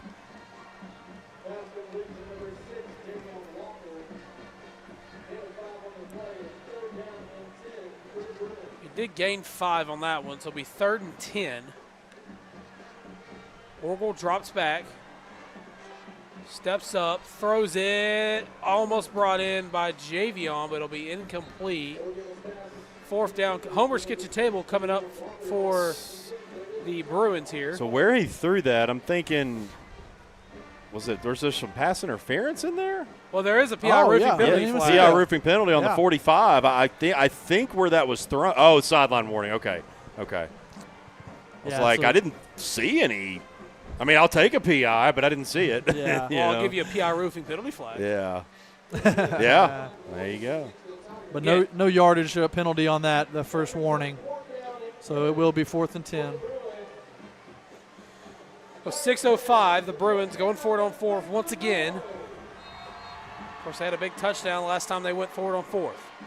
Orgel rolls, throws it. That's going to be caught by Greathouse. And what a first down that was. He is having a great game. I will say that. But we're here all night, ladies and gentlemen. Make sure to tip your waitress. That is right. Tip your producers. Ain't that right, William? Tip your camera ops. Orgel fakes the handoff and believe it got tipped. Yeah, must have. I think it may have got tipped by Landon Emerson, the senior linebacker.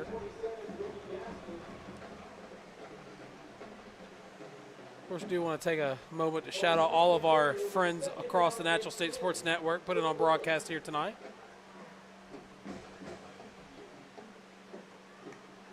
So Orgel takes the snap, throws it immediately. It's going to be caught by Greathouse. Greathouse lost the ball, but it'll go out of bounds. It was giving me visions of the West Monroe game where he lost that one near the sideline, but luckily he was close enough there, had the ball in the outside hand, and when it did get knocked out, it went straight out of bounds, so that saved him. 3rd and 7 for the Bruins now. As they are driving down Tiger territory. Orgel takes a snap, throws it. That's going to be brought in. Juke. Wynn Wilson was the one that brought that in. Make it 4th and manageable. Yeah, nice tackle there from the Central secondary to come up and make that play because he had a little space and had a good juke, but good tackle. Homer's Kitchen Table, 4th down for the Bruins. Orgel punt fakes, rolls, PI roofing penalty flag, and that one's just going to be thrown up, incomplete. I believe it's going to be a holding call. Yeah, it's going to get a hold from the left side. There's a flag on the play. Holding against the offense. It'll be declined, so a turnover on downs, and Central will get the football. Yeah, just couldn't quite finish right. I did a couple of good things. Of course, dodged a bullet there with Greathouse's right there on the sideline, was able to get that out of bounds, but just couldn't quite come up with anything. Central defenses, they've really turned it up a notch. Yeah, back-to-back stops by both defenses, PA's defense and then Central's right back. So puts a little pressure and some gumption onto the PA defense here to kind of keep it going and keep them out of the end zone before half. This will be 1st and 10 from the 29-yard line of the Tigers. And he will hand the ball off. PI roofing penalty flag will come out. All night there have been flags. See what this one is.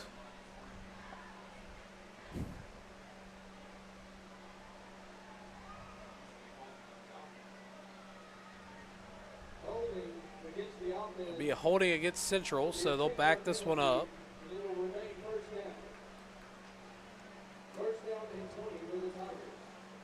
So now be first and about 20 from the 20.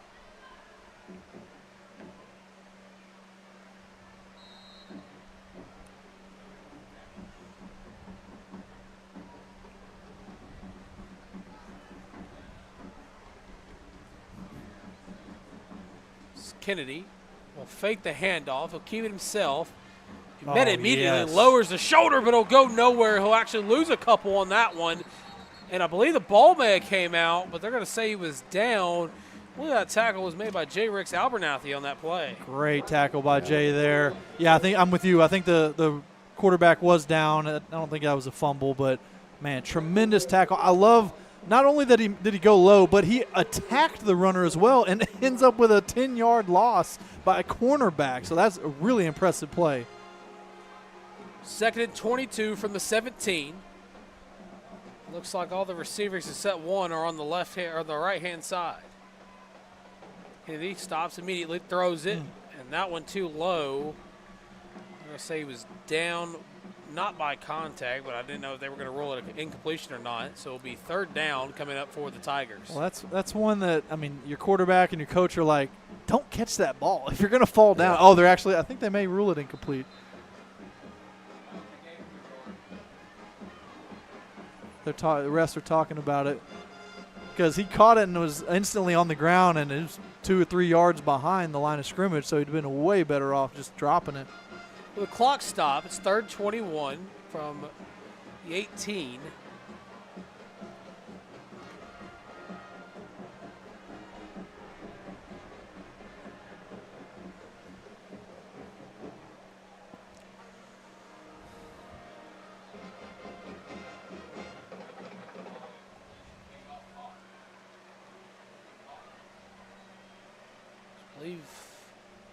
We're really taking our time here with this, trying to decide if it was incomplete or not.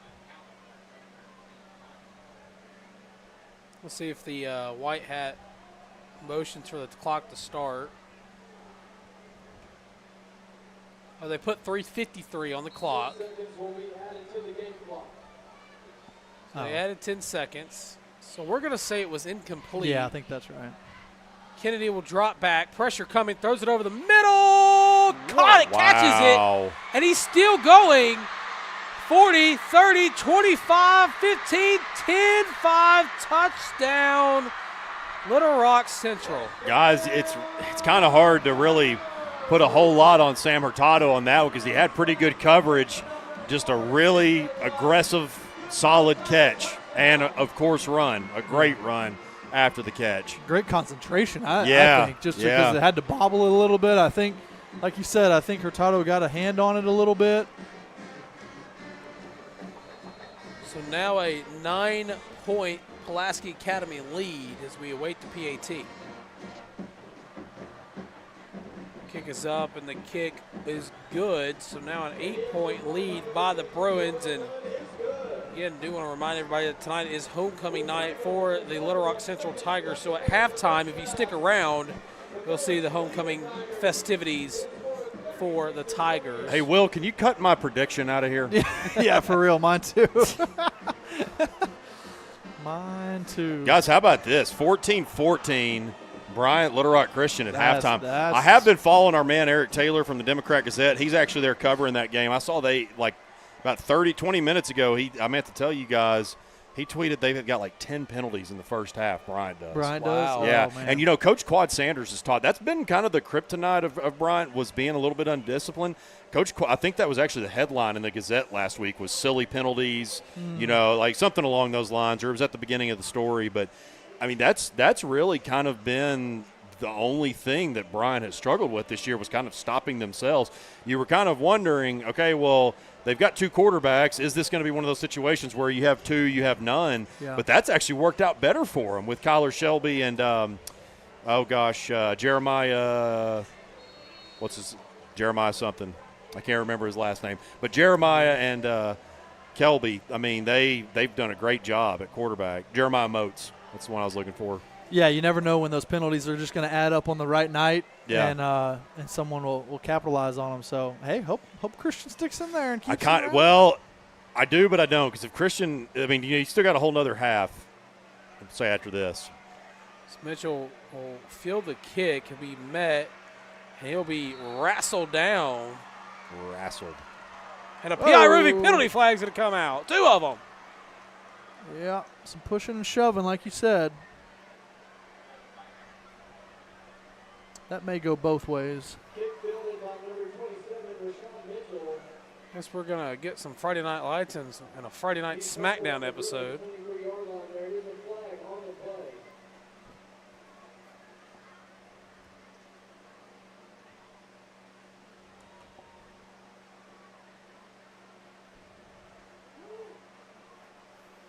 Yeah. Offset.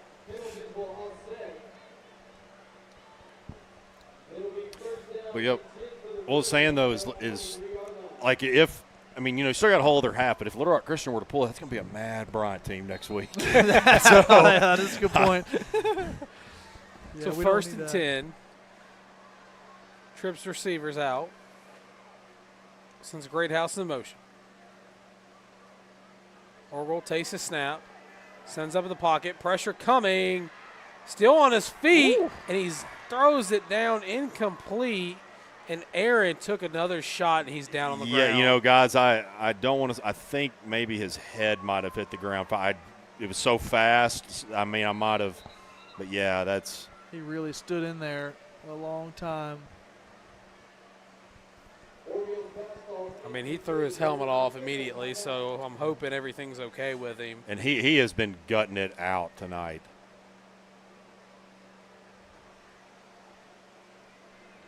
Of course, Aaron Orgel, the sophomore quarterback, over 1,000 passing yards to the season. He had 10 touchdowns through the air coming into this one. Central's trainer will come over as well.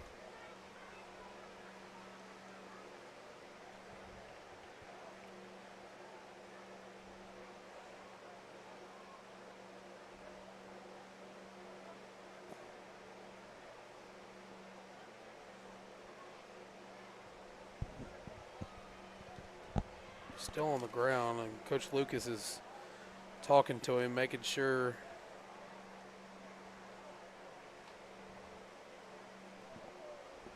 Looks like that is Hunter Ardoin that's going to warm up, take some snaps. Oh, we've got a second here. Let's tell you about our Bowen Heffley Orthopedics Pulaski Academy Student of the Week, Camp Caldwell. We've called his name a couple of different times tonight. Congratulations to Camp. He starts at safety and is a team captain for the Bruin football team. Coach Lucas describes Camp as a selfless leader who always does things the right way. Camp is the ultimate teammate outside of the classroom. Camp serves as student council president, also senior vice president and FCA leader. He's well respected by students and teachers alike for his thoughtful leadership and deep commitment to academics.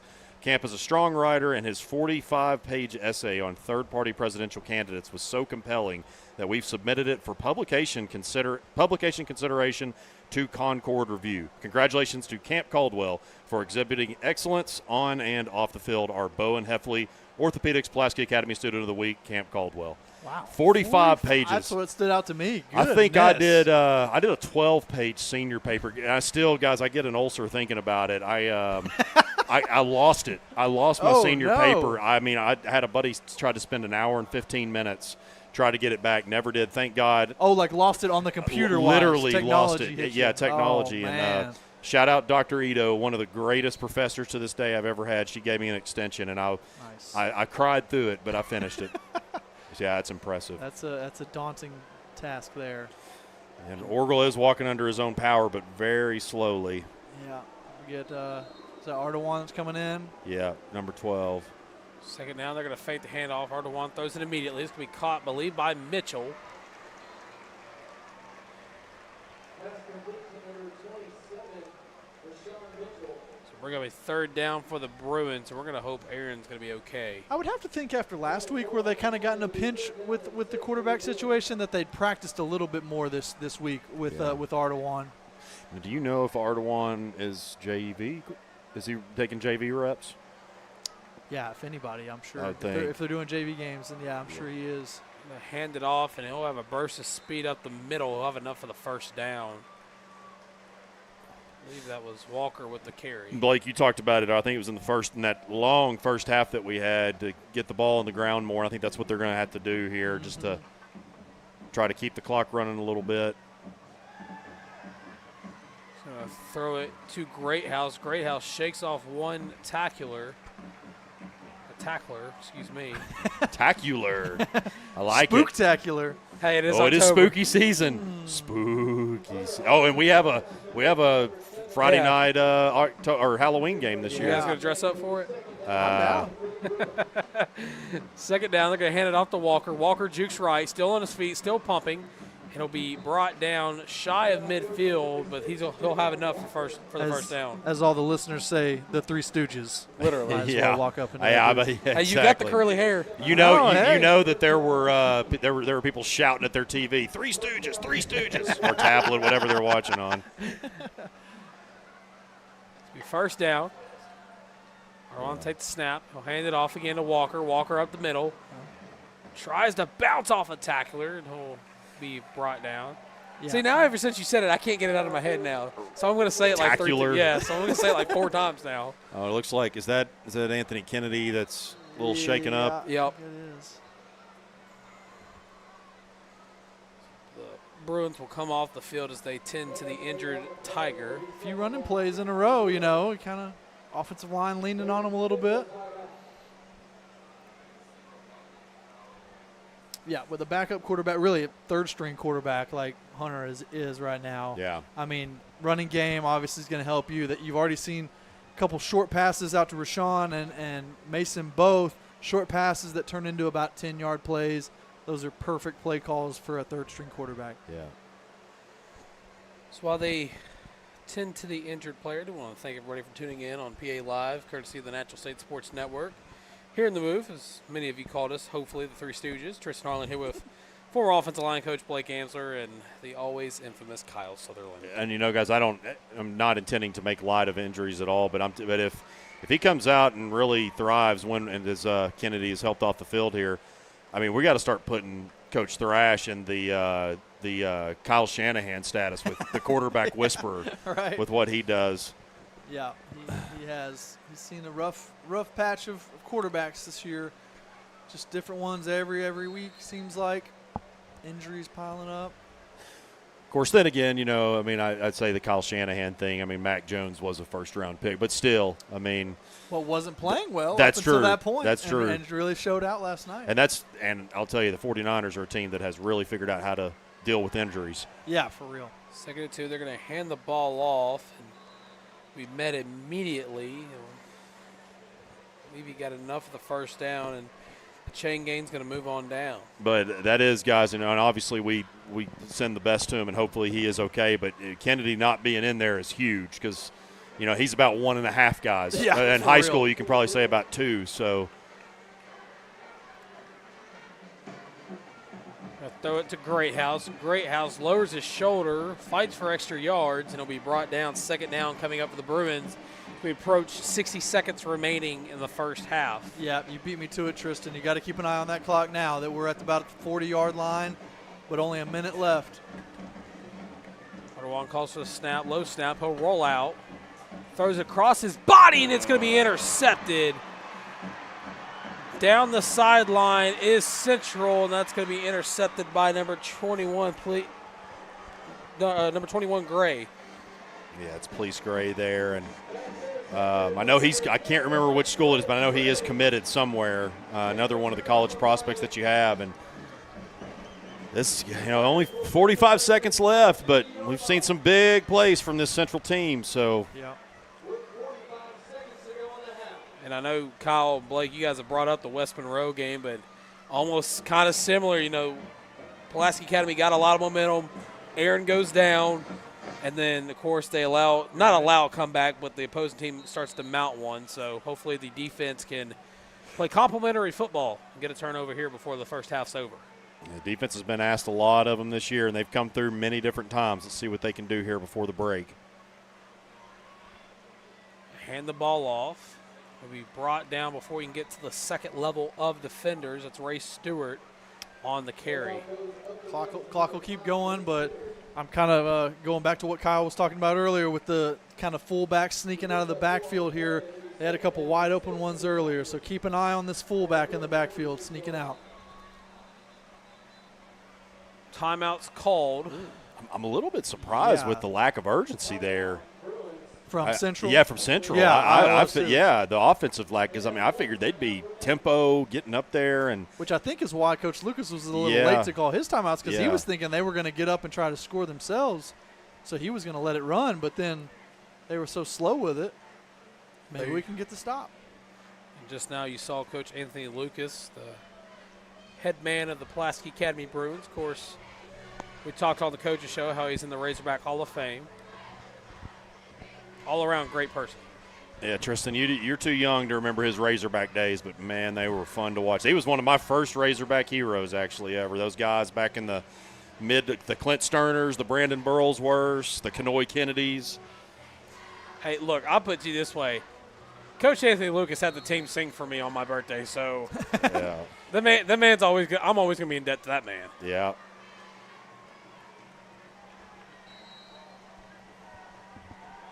Second down from the 46. Kennedy's going to drop back. Pressure coming around the edge. Throws it over the middle. It's going to be caught. Jukes right. Still on his feet, but it'll fall down. That's brought in by Ray Stewart. I kind of discredited Central a little bit for not having a sense of urgency. Maybe that was all part of the plan, maybe to lull them to sleep a little bit.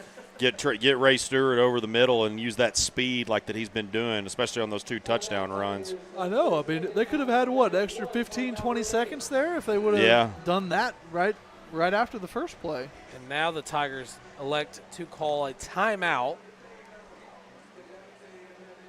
Of course, still getting worked out on the trainer's bench is sophomore quarterback Aaron Orwell. Coach Thrash is talking with the athletic trainers to see what his status is. Hopefully we'll see him come out and play in the second half and the injury's not too serious.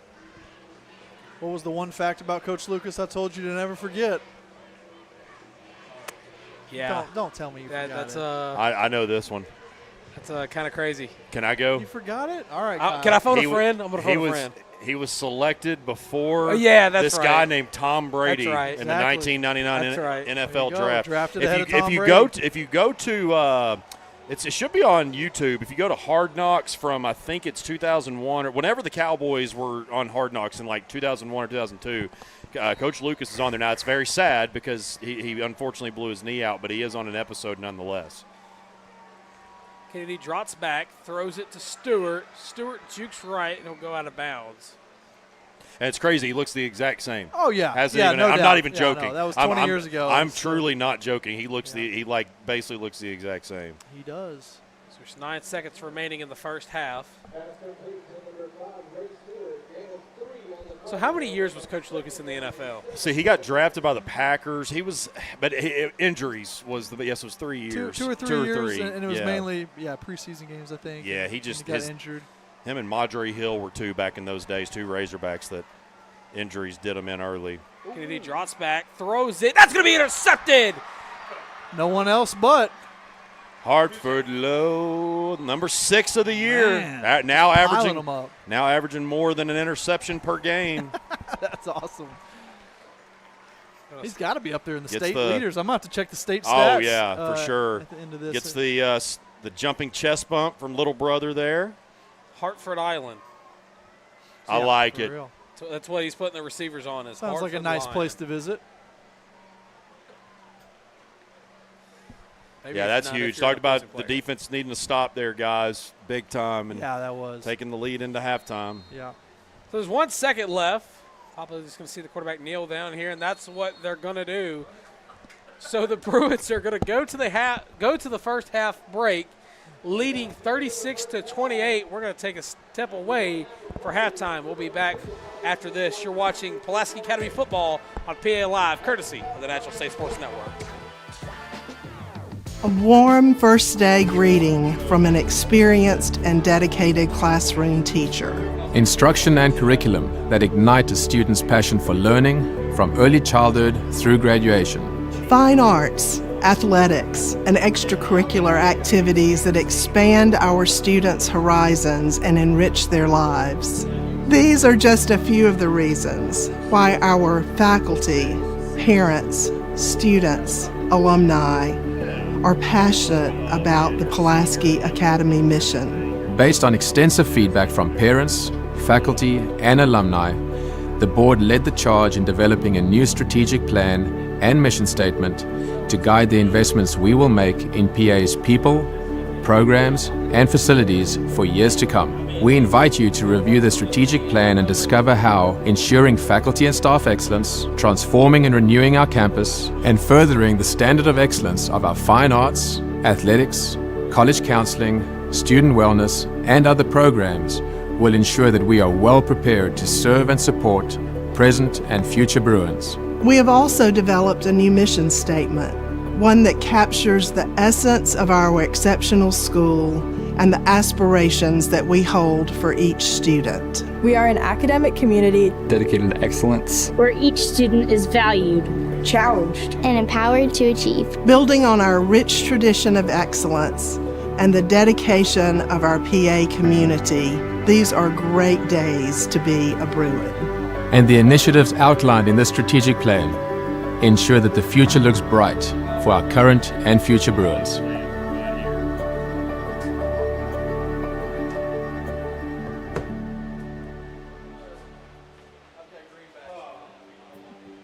Pulaski Academy has had a generational impact on our family. I'm an alum. My siblings are Pulaski Academy alums. We've got children, our 4 children, my nieces and nephew. It's just an amazing way that Pulaski Academy has impacted us. I'm a product of public schools, so coming to a private school, our children in a private school was new for me. And I thought, well, we're paying this tuition. Shouldn't that cover everything? And what I've realized as I have been a father here of 4 is that tuition does not pay for everything. It does not allow PA to achieve the excellence and the #1 ranking that we enjoy right now as a private school in Arkansas. It takes the annual fund or the Fund for Excellence for us to achieve excellence in every moment. To align our annual giving campaign with the mission of the school, we've renamed it the Fund for Excellence. This fund provides vital resources that go directly to what matters most, our students. It supports our dedicated faculty, staff, and coaches, ensuring they have the tools and training to deliver the very best education and mentorship possible. The FFV funds innovations in the classrooms, arts, and athletics, enhancing every aspect of the student experience. Our goal as chairs of the Fund for Excellence is 100% participation at any level. For those who can give more, but for those who can only give a little, give a little. The goal is 100% investment by every family at Pulaski Academy. Your gift to the Fund for Excellence is more than support. It's an investment in the daily excellence our students experience today and the leaders they will become tomorrow. Thank you for supporting PA, and thank you for giving to the Fund for Excellence.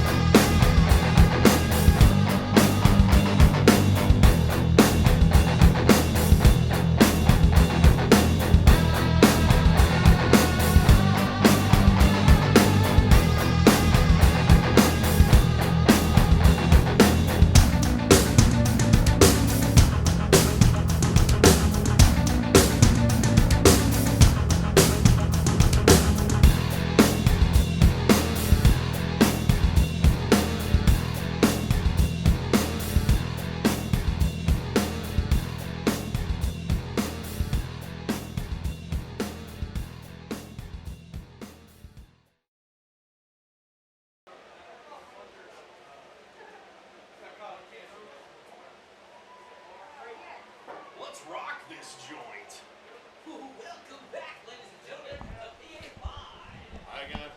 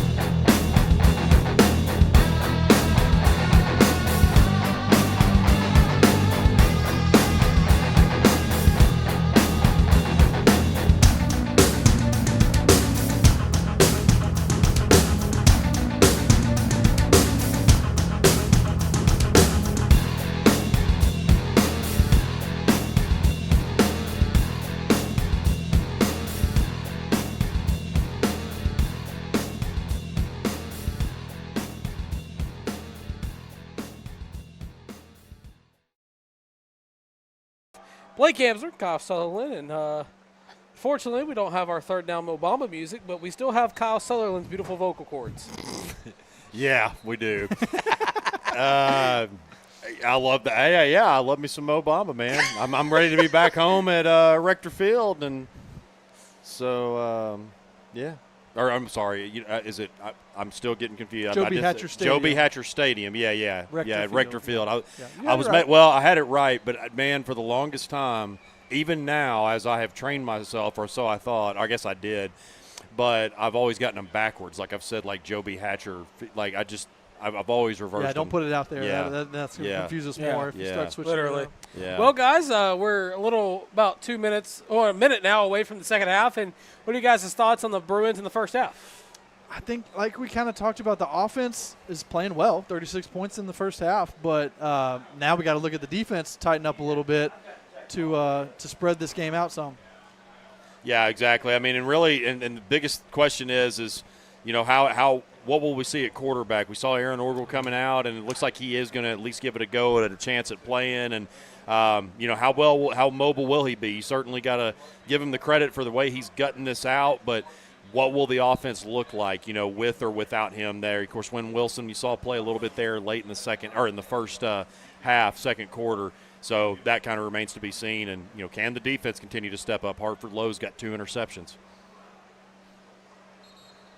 We're about 16 seconds away from the second half beginning. Little Rock Central's finish up their first half speech in the end zone as they're going to trot back to their sideline. But, yeah, Kyle, as you brought up, Aaron Orgel, who got banged up in the first half. He was down for the last, I want to say, like 5 minutes in the second quarter. He went to the locker room. I believe they kind of worked out his injury. And from what I understand, he's going to try to give it a go at quarterback. We're going to see how long he stays in, if Coach Lucas and the rest of the coaching staff decides to preserve him for next week and give others a chance at the quarterback position. But regardless of that, the Bruins come into the second half leading 36-28. If I can correct my 88th mulligan, not Wynn Wilson, I meant Hunter Ardoin. Right. Been down. I still have Wynn in my head because I go all the way. We were trying to figure out. He threw a pass early in the year. Well, he threw a pass earlier in the year, and then after William Svoboda went down, that was who we thought. Like, we just automatically assumed he would be the second-string quarterback, and I still have that in my head. And their numbers are only one off. Right. Yeah, I mean, I think the positive part about Aaron's injury is that we haven't counted on him with his legs. Yeah. He's not a scrambling quarterback. So if he can get the ball out quickly and not sit back there in the pocket for too long, I think he can push through this game. So here comes the kick to start the second half. Of course, it's going to be an onside. It goes out of bounds. PI Roofing penalty flag will come out due to the illegal kick out of bounds. But here comes the Bruin defense, of course, allowing 28 points to this point here tonight. Hartford Lowe, possibly looking very like one of the best DBs in the 7A right now. Yeah, I've got to think he's leading the state in interceptions with 6 through 5 games. It's got to be or 4.5. If it's not if he's not leading the state, then he's got to be up there. I mean, in the top 2 or 3, no question. Yeah. So they'll take over 1st and 10 from the 49-yard line.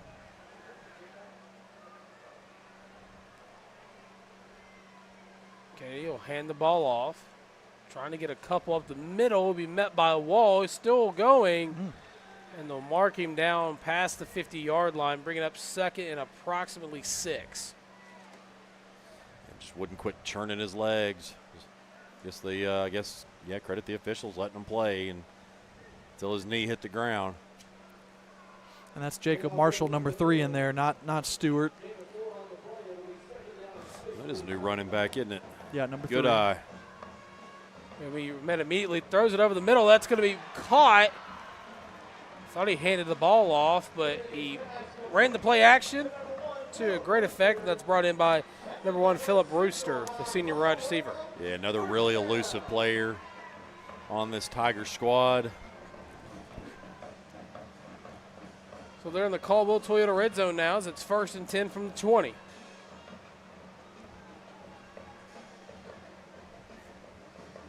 Hand the ball off, right side, still on his feet. Gets to about the 15. Good patience there from the running back, following his pulling lineman. Picks up an easy 5 yards. There was Jacob Marshall, who was on the carry, senior tailback, who also plays a little bit of quarterback. So 2nd and 5 from the 15.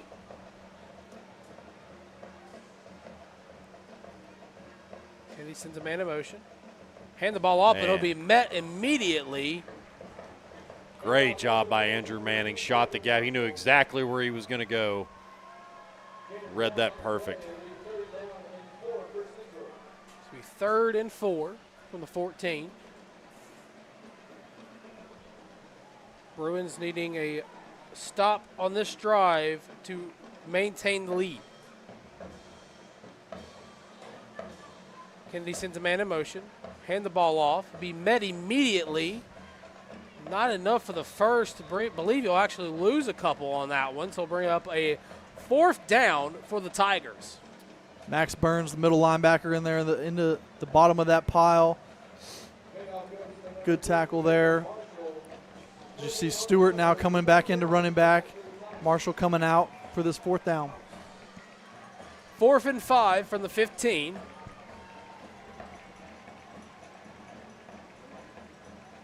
Tigers down a score and a 2-point.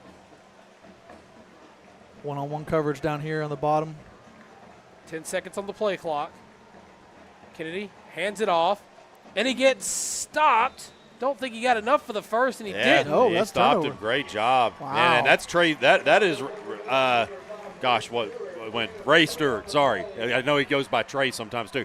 Ray Stewart was on fresh legs there too, and so they were able to get the stop. Yeah, that's a bold call there on 4th and 5 to just hand to your running back. I know Stewart's broken some big plays, but gosh, that's a lot of faith in your line and running back there. I got majorly tongue-tied there because he initially went by Trey Stewart, so that extremely tongue-tied me there, especially since he didn't come in. So I'm trying to get warmed up for the second half too. Free mulligan this time. Yeah, another one, 89. Orgel back in at quarterback, throws a quick receiver screen. He'll have enough for the first. Believe he threw it to Chase Hancock. But, guys, Orgel's back in the game, but if you look at his knee, he's got a brace on. I did notice that, too. They were working on that at the end of the first half, too. And I think if you just keep plays like that, just call plays specific to not holding the ball too long and allow him to get out of the pocket. So 1st and 10 from the 24-yard line. Orgel, the lone man in the backfield. Throws it immediately, and that's going to be batted down. Greathouse was the intended receiver. The rest blow it dead. Ricky Gaston got a hand on that one, number 27. And that's going to be part of the adjustment from the defense is that they know he can't sit back there forever, so they're going to immediately start to jump some of these short routes and short plays. So 2nd and 10 from the 24. Orgel drops, throws it. That's going to be caught. Still fighting for extra yards. Did he get enough for the first down? We're going to see where the referee marks him, and he'll have enough. That's brought him up Max Conine. But also into the game for the Tigers, Anthony Kennedy back at defensive tackle as there's an injured Bruin on the field. It's good to see Kennedy back out there. He actually was able to walk off a little bit under his own power when he did have to go out, but also had a little bit of help. I believe the injured Bruin is Max Conine on the play. Hopefully just getting the wind knocked out of him. And they already are down one starting receiver in Bryce Gittens for this one. Another thing to think about with play calling and Aaron's injury is that they really like to roll out a lot, both sides, and I think that's going to have to get almost taken out completely of your playbook. Conine still down on the field. Looks like they're going to help him up.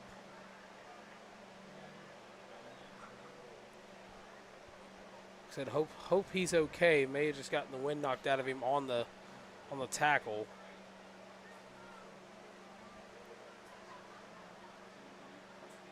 Of course, like we've mentioned so far in this broadcast a handful of times, Bryce Gittens out this game with a toe injury, and then of course you go in the next week, Bryant, he'll be back, and then the laundry list of injuries are hopefully soon to be over with for the Bruins as Max is going to walk off the field under his own power.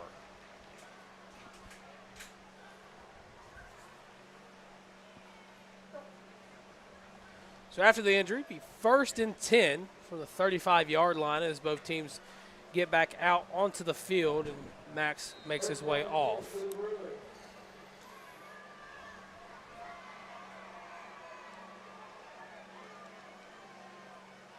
And for the sideline to the check. Orgel calls for the snap. Throws a deep ball down the sideline, incomplete. Where is the flag? And there is a flag near the 40, but I'm not sure if it's the PI Roofing penalty flag we wanted. I mean, his jersey almost got ripped off. He's having to have it put back over his shoulder pads. Okay, I think that might be it there on the 41, but the official that I was looking at, I didn't see throw anything, so I think this middle official may have actually called it on the inside receiver, not even Mason. I mean, that was just completely clear. I mean, his jersey was getting more than tugged.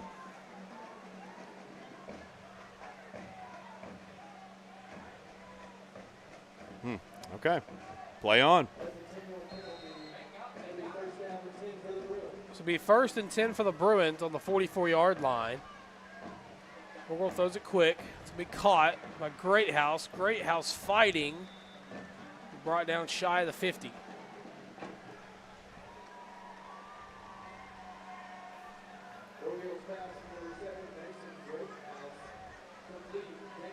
See Bailey Lowe coming in for Conine after that injury. Really going to count on Bailey and even Hunter Ardawan down here to be blocking for a lot of these screen passes that we're setting up. 2nd and 7 after Greathouse's reception. Orgel trying to get out of the pocket, floats it to Hancock. Hancock up the sideline near the 30, and a block in the back. That was stupid. Yeah, I mean, Adam Thrash is letting him have it, too. Yeah, They're going to take it. Very uncalled for. No reason for it. Of course, there'll be a block in the back by the Bruins. Number 23 was the one that was the flag was thrown on.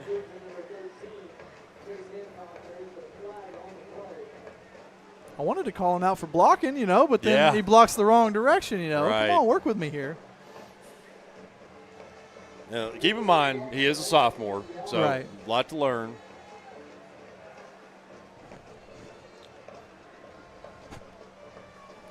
Chain gang getting a little confused there. Yeah, still a big gain regardless. Hancock picked up about 30 yards and maybe brought back 15 on that. So we 1st and 10 after the reception by Hancock, and the PI Roofing penalty flag as that one gets knocked down, incomplete, batted down by Ricky Gaston III. I'm really looking forward to the next plays after some of these screen passes that you see Central really coming up on them. But I hope we hit something like we hit with Mason earlier on a stop and go or a little bubble and go. 2nd and 10 from the 34. Walker in the backfield with Orgel. Orgel takes the snap, drops back, pressure coming, throws it. Walker has it up the sideline, and it'll be forced out of bounds near the 15. It'll have enough for a fresh new set of downs for Pulaski Academy. That'll play. Yeah, screen passes for a little half-injured quarterback will never hurt. Of course, student coach William Sabota doing his best on the sideline to give his guys the call. I believe that's Bryce Gittins holding up the towel too. Walker has it, cuts it back inside, still on his feet, and be pushed forward for the tackle. But there's an injured Tiger. That's number 6, Drew Bajork. May have tweaked his ankle.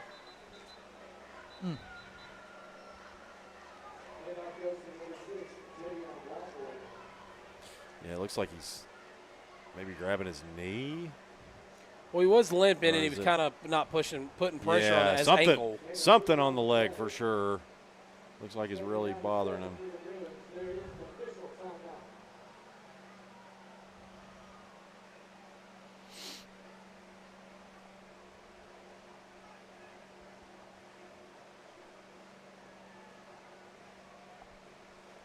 Well, while we have a break in the action, I once again want to thank everybody for tuning in on PA Live, courtesy of the Natural State Sports Network. And guys, Blake, I'm going to flip over to the Caldwell Toyota PA Core Value Student of the Week, Mr. Brady Duncan. Congrats to Brady. Very talented young man and strong student. His AP Human Geography teacher, Miss King, praises Brady as a deep thinker and a good sense of humor. Great qualities to have. His AP Statistics teacher, Mr. Dunn, values Brady's collaborative nature, noting that he makes sure everyone around him gets it. Brady strengthens the PA community, and for this, we're proud to recognize his positive impact. The Caldwell Toyota PA Core Value Student of the Week, Brady Duncan. Great job, Blake. Thank you. 2nd and 7 from the 15. Orgel takes a snap. Pressure coming from the edges. Throws it in the end zone. Overthrows him. Incomplete, but Hancock did bring it in. Just couldn't tap his feet in the end zone. That gave me shades of last week's call where he caught one high in the end zone in the corner of Rector Field. That was and we good. Didn't have any replay, but we got a couple shots later on. A couple pictures started floating around of maybe it did get a toe down, but refs call that one out there. Yeah, in their defense, that one at home was a really tough one. It was. Orgel takes a snap on 3rd down. He's got to get rid of it, and he loses the football. But PA is able to fall on it. Ricky Gaston III, the player that forced the ball out. Yeah, not something you want to see from your quarterback is hanging in there that long. I know you want to praise your toughness for standing in the pocket, but at this point in time, in this juncture, we got to get that ball out, even if it's an incomplete pass. This will be 4th and 12 from the 20. They are technically in the Caldwell Toyota red zone. Walker, the man in motion.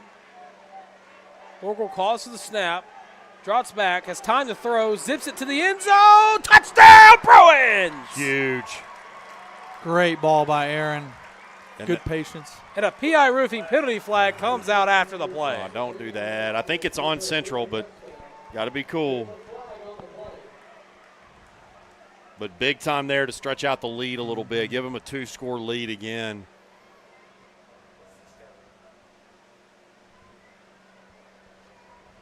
We're waiting to see what the call is on the field. Yeah, I think they are going to get, because as soon as Javion did his little wave, as he was doing that, they threw the flag. So I think it is going to be on Central because he was just reacting. But really good job there, just obviously to get the touchdown. But that's a throw that Orgel had missed a couple times, just where Javion was streaking up the middle, obviously there early in the first quarter, and I think we saw it once maybe with Hancock. But really just, I can't say enough, he's really gutting this one out. You know he's in some pain. Yep. Well, again, you go back to that play up the middle, or the seam shot down the middle of the field for Orgel. That's a play that we've seen over the course this season that he's progressively gotten better with his timing of the throw. I mean, of course, at Highland Park, he overthrew it a couple times. West Monroe did the same thing, and then, of course, we talked about last week, but Orgel looks like he's finally settling in as that starting quarterback for the Bruins. And it turns out that it is against PA. A personal foul, or I guess it was the unsportsmanlike conduct.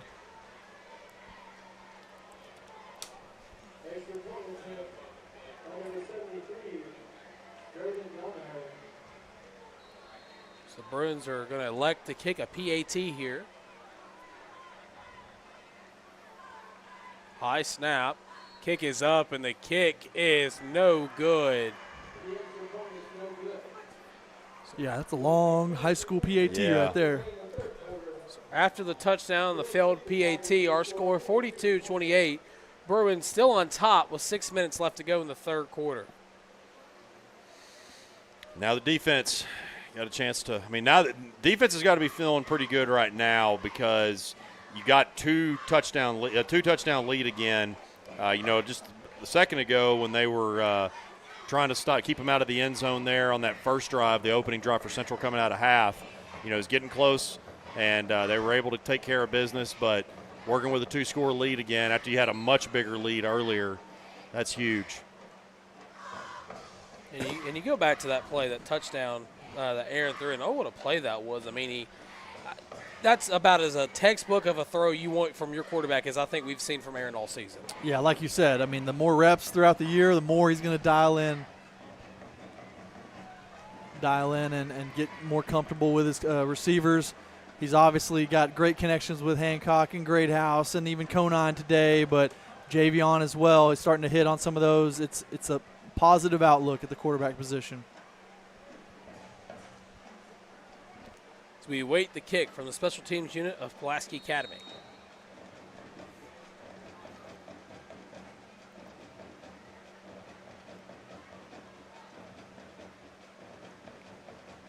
Going to be another onside. I believe it was recovered by Central. Will So here comes the Tiger offense as they're down 42-28. Of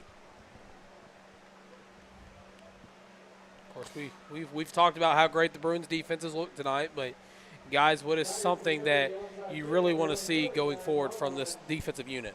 Just make sure you don't give up the big play. I think that's the biggest thing right now because really, I mean, two big plays have really just kind of, I don't want to say killed you, but that's what's helped Central really get the momentum. So just making sure not to do that.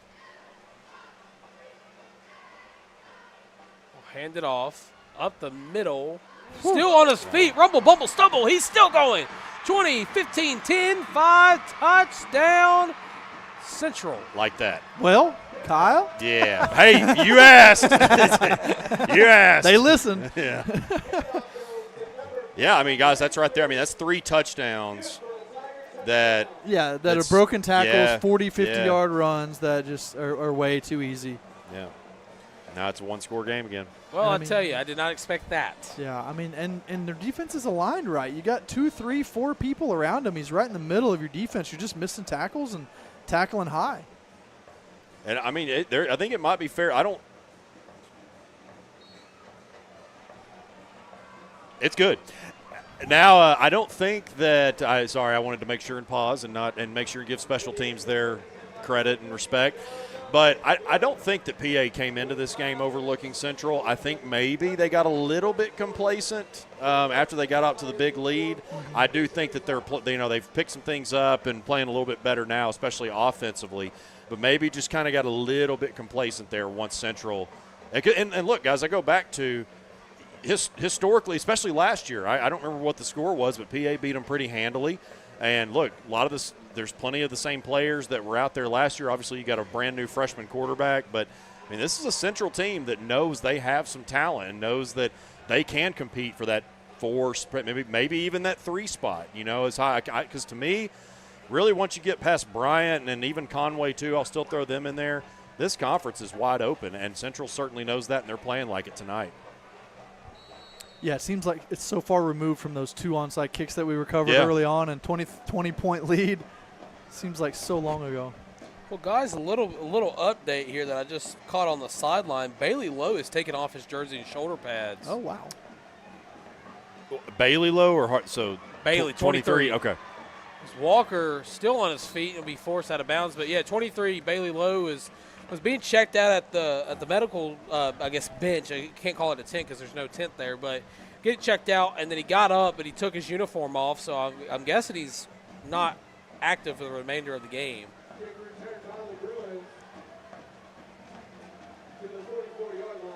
And then we do have Conine back out there, so that is good. They play the same position. So with Conine out earlier and Bailey out, we didn't want both of them.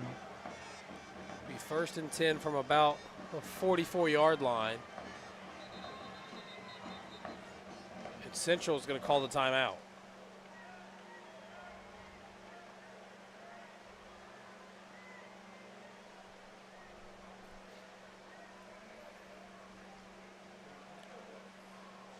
Well, while we have a pause in the action, once again, just want to thank everybody for tuning in to PA Live, courtesy of the Natural State Sports Network. And if you're wondering, Brian has started to run away with the score against Little Rock Christian. Last time I checked, it was 35-21 with 10:19 left to go in the ball game. There's been a lot of those through the years with Brian. I remember a couple years ago, Jonesboro was not as good. Jonesboro's a decent team this year. A couple years ago, they were not that great. And it was like a 3-point game at halftime, and then Bryant scored like 35 in the second half. I've seen that a lot to where maybe just had a really bad first half. And look, that happens too, guys. I mean, when you get everybody's best effort, and PA's in this spot too, when you get everybody's best effort every single week and you come out maybe a little bit flat and they're all hyped up, and then usually you get a good butt chewing at halftime and you get things cleaned up. That is very true. So last year, got the score here. Last year it was 63-14 PA, so took care of business. 1st and 10 from the 44. After the motion, Orgel, the low man in the backfield. Oh, my. I'm so confused. Orgel's going to zip it. I believe that's Hancock up the sideline. He'll be called out of bounds shy of the 50. Blake, what would you call that for? I have never seen 5 receivers stacked. I guess stacked. Yeah, it's kind of a diamond, but a jumbled diamond, I guess you may call it. I've never seen all 5 in one little area like that. We're going to call it Jumbo Bruin for the moment. Okay. Second down, 5:38 left to go, the third quarter. Handed off to Walker. Walker sheds one tackler, still going. Be enough for the first down as he gets past the 50 as they're in Tiger territory. Good burst from Javion right there up the middle. We missed a block on the interior, but his burst through the line helped him out.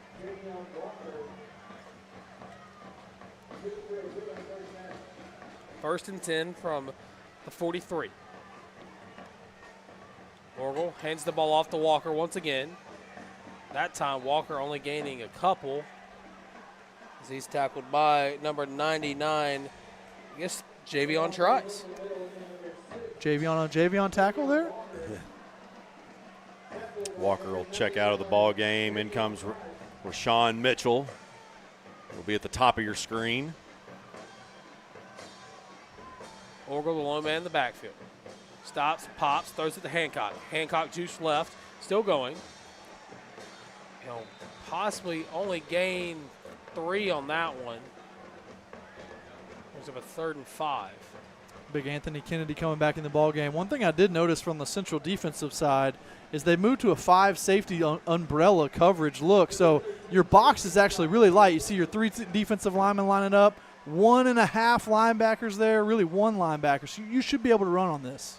Question, it was 3rd and 7, but Orgel will drop back 3rd near the sideline. Just incomplete, overthrows his receiver. That's going to bring up another Homer's Kitchen table 4th down. I just can't help but think about what a screen would, because Rashawn, I thought he was going to turn around and dump it off to him.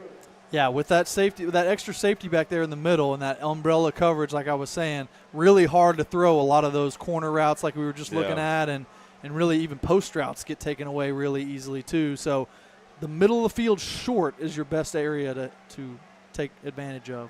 You got that light box again. 4th and 7. Orgel calls the snap, drops back, steps up, pump fakes, got to get rid of it, throws it, and it's going to be intercepted.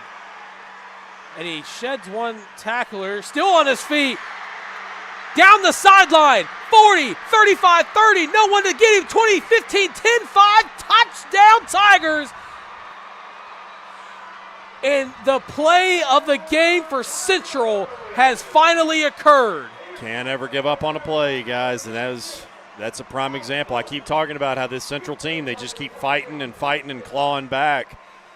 And that, Tristan, you said it, that's the play of the game for them right there. And that says a lot because they have had multiple big touchdown runs. But is there a penalty here? I believe they're one of the PI refs roofing penalty? Through a PI roofing penalty flag. Not sure if they're going to hold it or if they're going to say touchdown. But for the moment, it's a 1-point Pulaski Academy lead.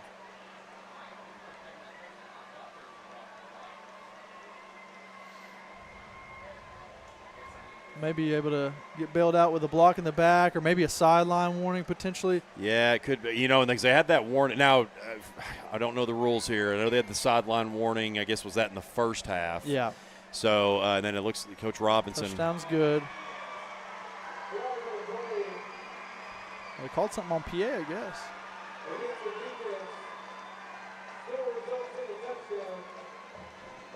But, yeah, to your point, though, if they did get a sideline warning, there would have been a penalized play, and they would have lost that touchdown. Yeah.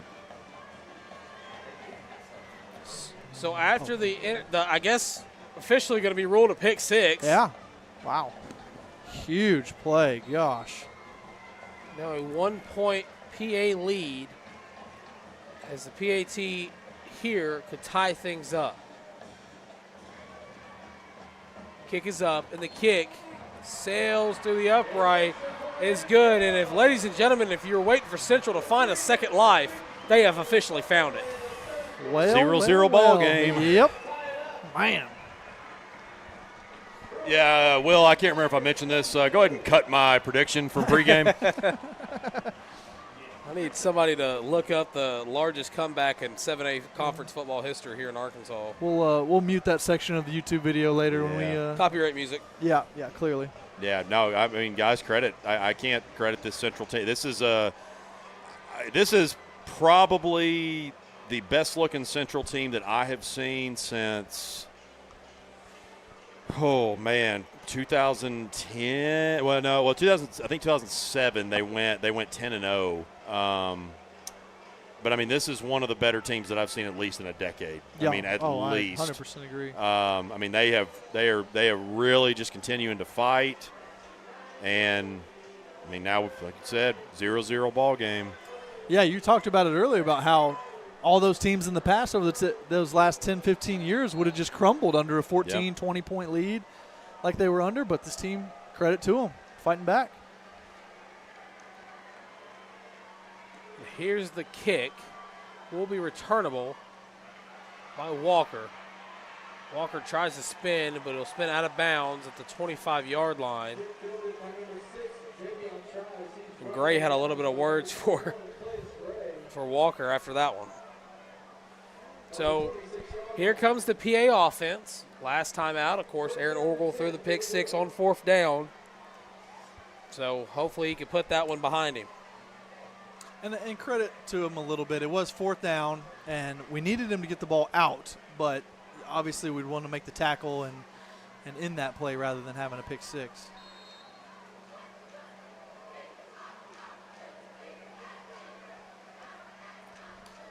Orgel calls the snap, pump fakes once, pressure coming, he's got to get rid of it, throws a moon ball, incomplete. I believe he was intended for Walker. Walker kind of got tied up on the defense. Yeah, I think he was just trying to get rid of that and find the closest receiver to him, just to make sure he didn't get sandwiched there by Kennedy. Second down, Orgel going to stop. A pump fake, trying to zip it. He does. Be brought in by number 1. I believe it's Max Conine on the reception. Yep, put another catch in his tally. Gets us the first down. By far his best game of the year so far already. Still a lot of time left, too. 1st and 10 from about the 36.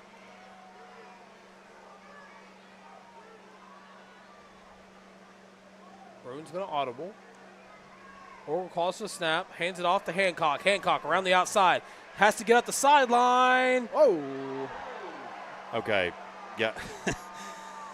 Oh, man. Tackled him in the white. No, that's what I'm thinking. And Chase is a little slow to get up now. Yeah, and I mean, and see, that's how people get hurt right there. I mean, he's still down. He's not up. That's ridiculous. I mean, the white hat is right there. He's tackled in the white. I better stop. Well, I mean, look, I'm not critiquing, I'm not criticizing, but I'd like to see a look at that play to see if he was initiated contact before he went out or if it was after. Because if it was after, being full transparent, there's no excuse. Yeah. Well, we're going to hope Chase is okay. I mean, he's got a big weekend coming up. Yeah. I mean, here we're going to see it on the replay here. He gets to the outside. He's already out of bounds. He's if I was Coach Lucas, I am giving all those guys an earful. That's ridiculous. I mean, they're lucky it's on the other side of the field. I'm trying to be professional about it. I honestly, that's ridiculous. That is uncalled for. I mean, look. That's how you get, and that's why somebody's hurt. Well, that's not the only reason, but that's. And especially after how chippy and talkative this game exactly. has been. That's my point. Those are one of those plays that you have to take out right there and just flag it to just square everybody away. Yep. I mean, I don't know, guys. I feel like I've pled my case. Yeah. Well, I mean, look. Can't change it now. Yeah. I mean, this is about the safety, too. I mean, again, like whether or not the flag was thrown, Chase is still going to get hurt. I mean, I get it. It's an aggressive play, but I think my frustration is the eyes are right there. I mean, it's right there in the white. And I don't know, but on to the next play. 2nd and 6 from the 39-yard line. 3 minutes, 9 seconds remaining.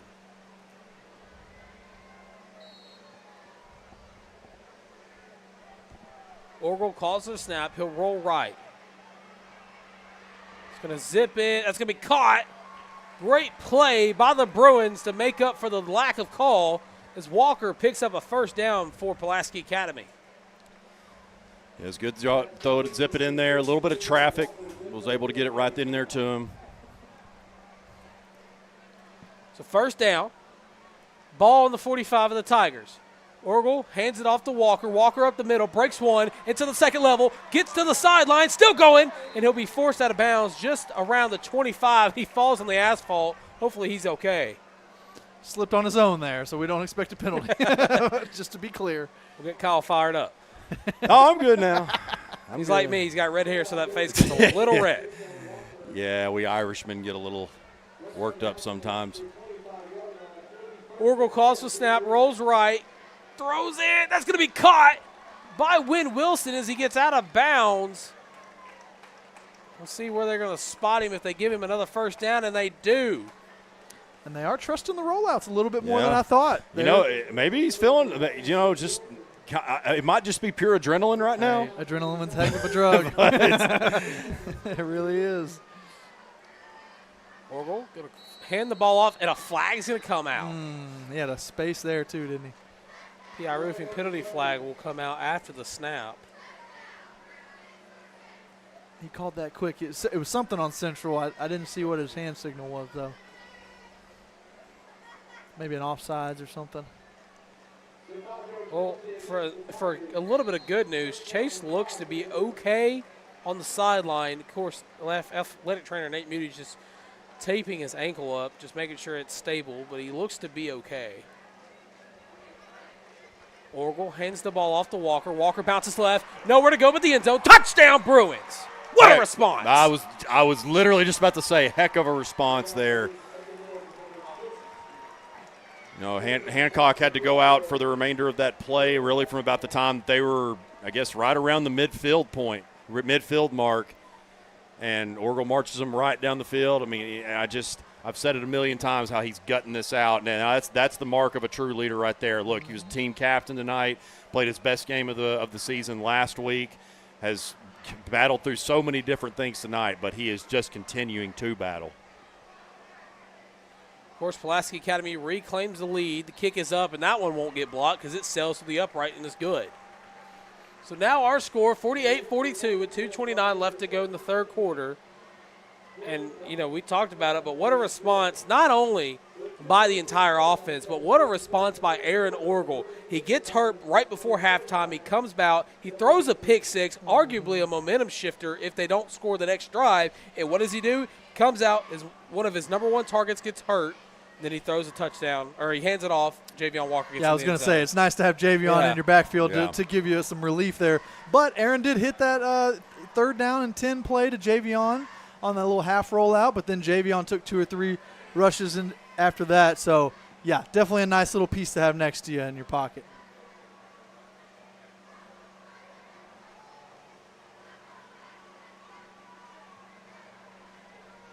Now we're going to recover this onside.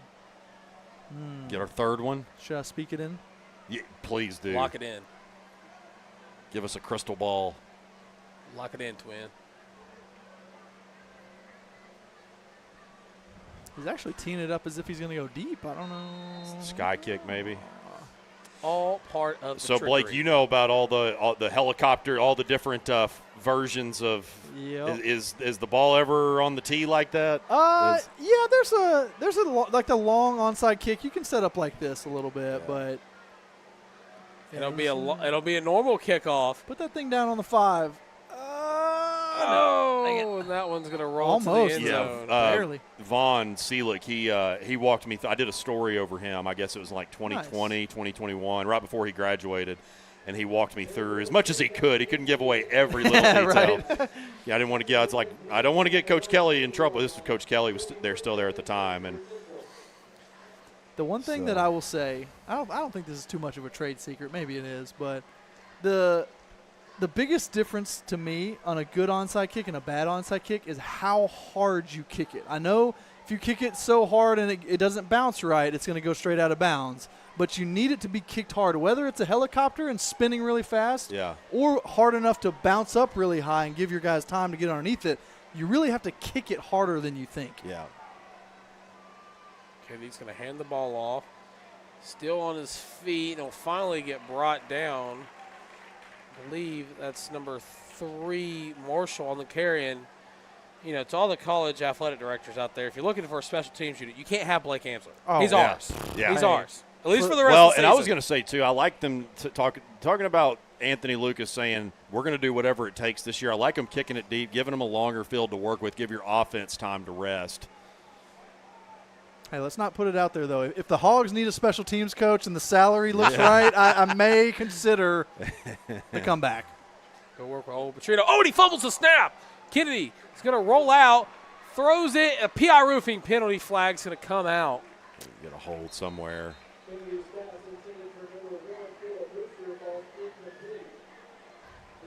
A few flags back there.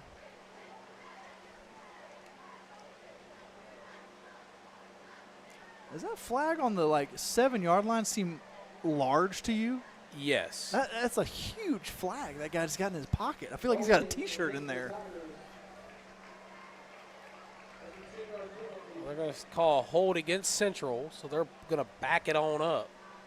Beep, beep, beep, beep. We got Kyle singing the third down song. Now we got Blake doing the beep beep. That wasn't me. Oh, that wasn't you? I thought Blame it on Kyle. That was actually me. I wasn't looking. So yeah, Blake. Yeah, Blake. I was mid-water drinker right there. Well, if you want to get further down to the rabbit hole of the Three Stooges, both of you guys wore gray, and I wore the blue. Hey, I got gray shorts on, though, so I guess it counts. Yeah, and I got blue shorts on. Yeah, we just flip-flopped. We got to think of other funny trios that we could be for Halloween. That's true. Put it down in the comment section below if you're still watching. Ooh, there you go. So 2nd and 17 after the penalty, and another PI roofing penalty flag. I believe it's going to be a false start against the offense, judging by the way they reacted. You know, that's one way to kind of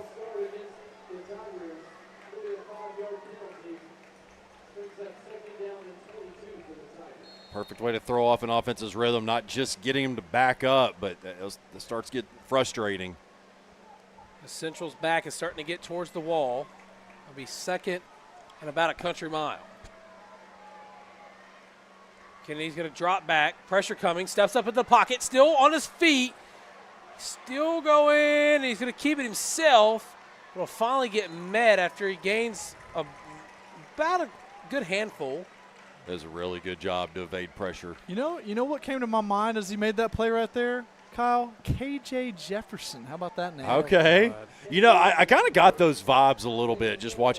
I've heard about him since he was probably about coming out of, I think going into 8th grade is when I first heard about him, and that's when I saw that big body and kind of just the way he would move around in shirt and shorts. KJ got those vibes a little bit, but. Kennedy will drop back, throws it over the middle. That's going to be caught. He'll break away from one, and he'll finally get brought down. That's brought in by number 5, Ray Stewart. And, yeah, you guys are talking about KJ Jefferson, legendary UCF quarterback. Okay, there it is. I'm not even sure he's legendary out there, unfortunately. Yeah, that was to say it. Dan Enos ruined him, absolutely ruined him. Now, this is the first long 4th down we've seen for Central, and they have not punted yet. I think they were set up ready to go right there from their own 20. Well, timeout was caught on the field, so it will be Pulaski Academy that elects to take the timeout there as they want to talk things over just to make sure they're ready for this 4th down play. 22 seconds left to go in the 3rd quarter. Anything is possible, but the Bruins are going to do whatever it takes to secure a victory here tonight. Way to throw that slogan in there, Tristan. Glad somebody caught it.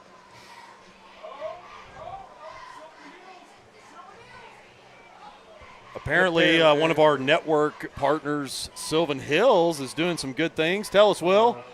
Or maybe not. Will's putting his head back. Holding. Man, Sylvan Hills. They started their conference play. Marion, which they came up 3 points short after being down 20, I think it was 19-20, and they're hanging with Benton. Guys, this I don't know. We'll see. We got 2 minutes left in the fourth. Yeah, down by 1. Let's just say that they do lose this game. They've got a legit chance at going 8-2. Oh yeah. I mean, a legit chance because they're playing they're playing. There, they would have already played the top 2 teams to start conference.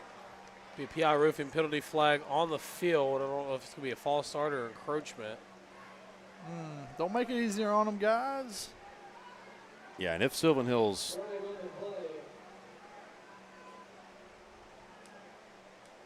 We're going to hold on to Sylvan Hills talk. It's going to be against the Tigers of Little Rock Central. Yeah, that's going to be an all-time, especially if they continue to keep improving, which I expect them to. That's going to be an all-time turnaround for Mark Kelly and co, going from 0-20 in 2 years. Looks like the Tigers will punt for the first time tonight. It'll be a high one, not really long. It'll field at about the 35. It'll get a friendly Tiger bounce, and it gets down right past midfield. And they're going to mark it dead. But I'll tell you what, I'm looking at both these games here. Of course, the Sylvan Hills and Benton game and the Pulaski Academy Little Rock Central game. And I'm going to be a nerd here. They're missing a possession arrow on the score bug. Oh, no.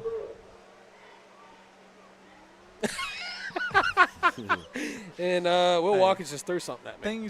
Things to always ever improve on, you know? Yeah, oh yeah, it's a lot of time for improvement. The score bug looks great, but I'm being nitpicky because I just ran graphics at Arkansas State for the last 4 years of my life.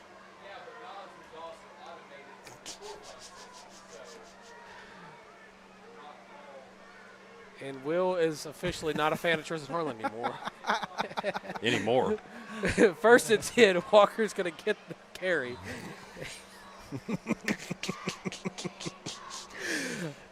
Hold it together. Hey, we got a 7-point ball game of our own going in the fourth quarter here. Yeah, that is true. As the third quarter will end. Oh, wow. Sylvan Hills just scored. Woof.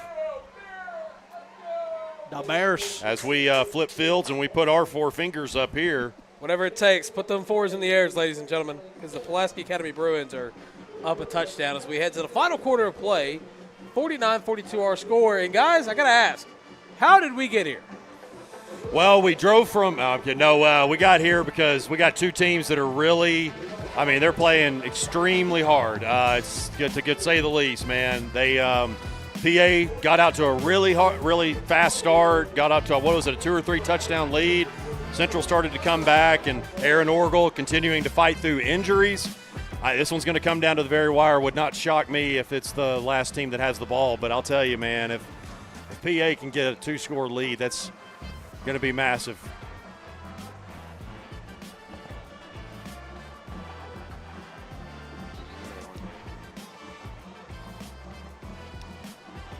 So it was 23-0 in the first quarter before Central scored its first touchdown and started to make a rally.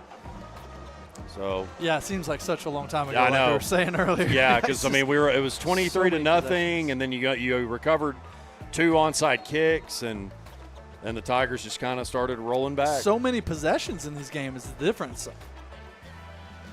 We resume action here for the fourth quarter. The Bruins have the ball. Aaron's going to take a deep shot. Has a man, Chase Hancock, and he just couldn't find him. Incomplete. I tell you, I would have went crazy had he caught that ball. Yeah, and it was a pretty good ball.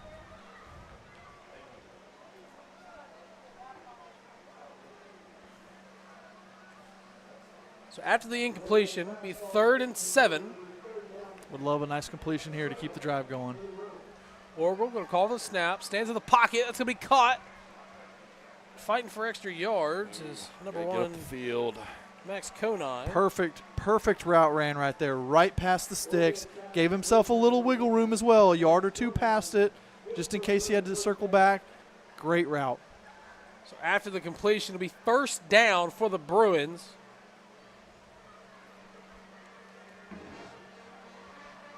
Go in motion.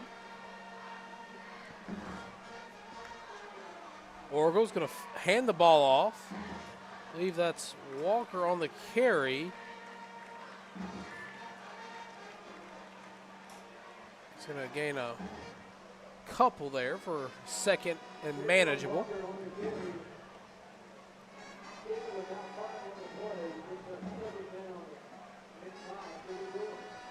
So 2nd and 5 from the 34. Clock's going to continuously run.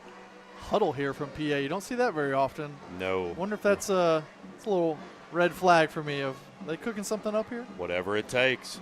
Getting some game clock off of, getting some time off the clock.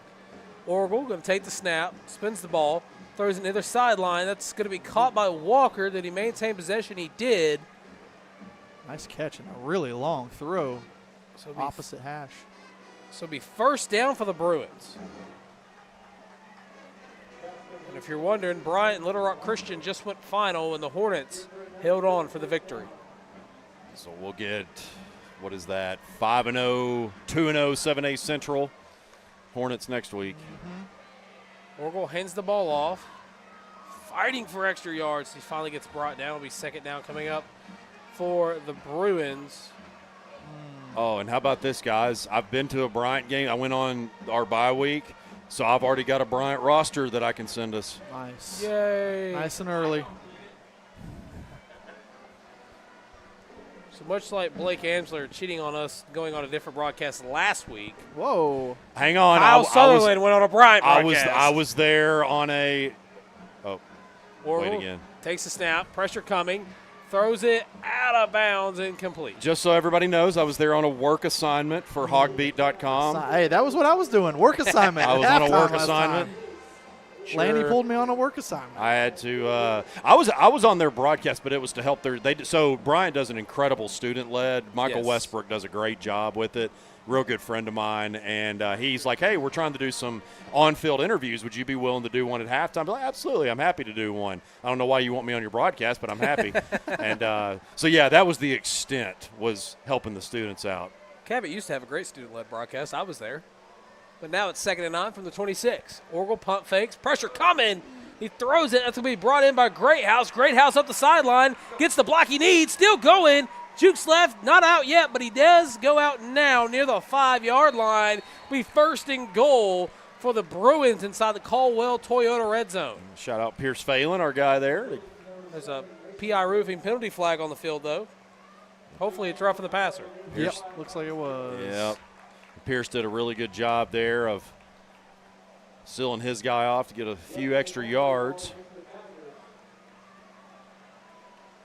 Yeah, that screen took a little long to develop as Mason was coming across the formation, was what led Aaron to getting hit there at the end.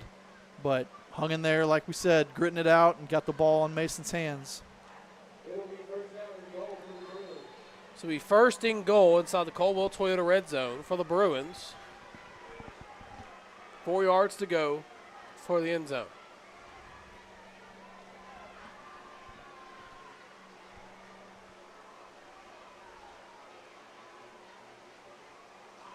Orgel hands the ball off. I believe that's Mitchell with the carry. Oh. Tries to hurdle in, but it'll get stopped short right at the 1. It'll be 2nd and goal coming up here for the Bruins. Talk about sacrificing your body. Going up quick. I believe they're going in that wild Bruin formation. Mitchell takes the snap, fighting for it, but he just gets brought down way back to where they wanted that play to go.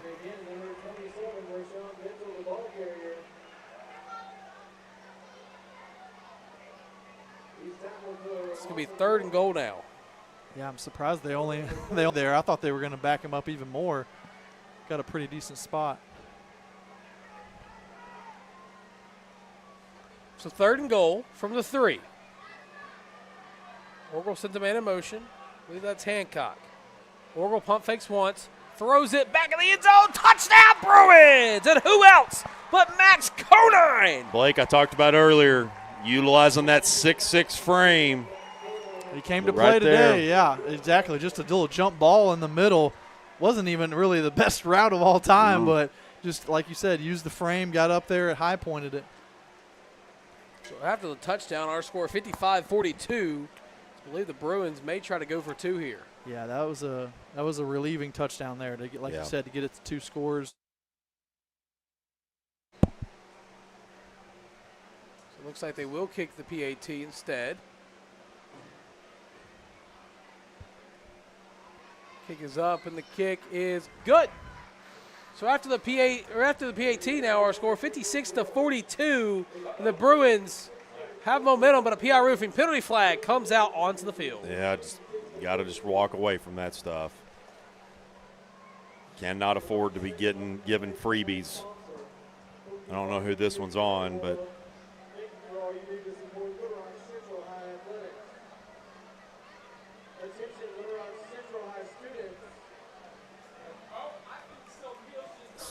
so that is going to be on Central.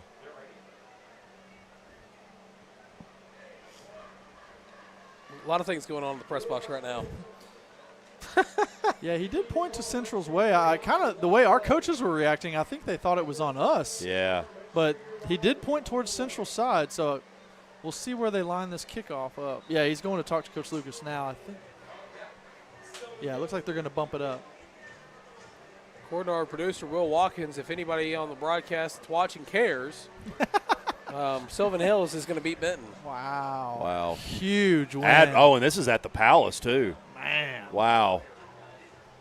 Man, that's probably the biggest. I would say that's the biggest win for Sylvan Hills since quarterfinals in 2020. Wow. Yeah. Well, I know former GM of the year of the Hot Springs Wise guys, Chris Goodman and Jay Burr. Good for those guys, man. I mean, they've called all those games where Sylvan Hills just things that we'll leave it at. They did not go well. And they're getting to call a winning program this year. Like I said, former GM of the year, Chris Goodman, and that one's going to sail way out of the back of the end zone. Both Sylvan Hills alumnuses. I think Jay graduated in like 1975 or something. God, he's old. No, he graduated in like the early 2000s. But yeah, actually, there's a lot of those Burr boys. I was in between Kenny. So Kenny was a year older, and then his youngest brother, Barry. So that grew up down the road from them, actually. Well, congratulations to Sylvan Hills. Like I said, Jay Burr and Chris Goodman on the call for that one. And that apparently was Benton's homecoming, so Will Watkins is very excited.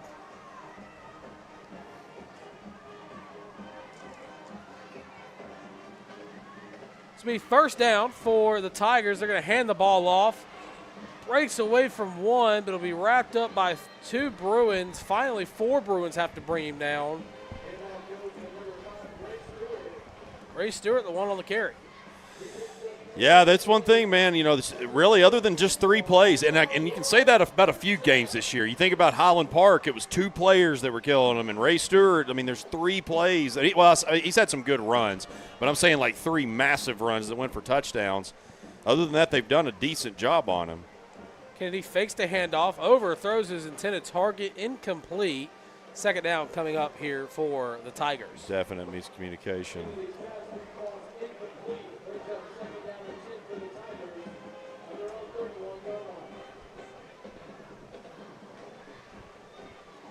Looks like one of the opponents remaining on the schedule for the Bruins have finally picked up their first win. The Panthers of Cabot beat the Griffins of Little Rock Southwest 38-0, if you care. Kennedy's going to pump fake once. He'll get almost brought down by the freshman. PI roofing penalty flag's going to come out, and it almost gets intercepted. Yeah, that was almost intercepted by Max Allison, the linebacker. Yeah, it's a freshman almost sacked a freshman in a varsity game. Wow. See what this PI roofing penalty flag is thrown for. They'll be holding against the Tigers. They're going to back it on up. Beep, beep. Blake. Come on, Blake. My hands are up. My microphone was muted.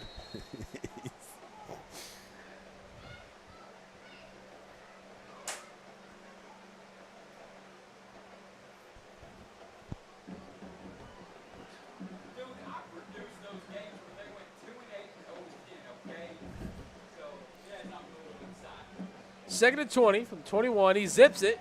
That one's going to be batted down, incomplete. Third down coming up for the Tigers. Ussery got his hands up there, knocked that one down off the edge. See, we took out the freshman defensive lineman like you were talking about and brought in Raheem Jackson as that fifth safety to sit back here in the middle since it's so long, third and long. All I know is this breeze coming in is like a piece of heaven coming through the windows. I was thinking the same thing. Third and 20 from the 21. Tigers down 2 scores.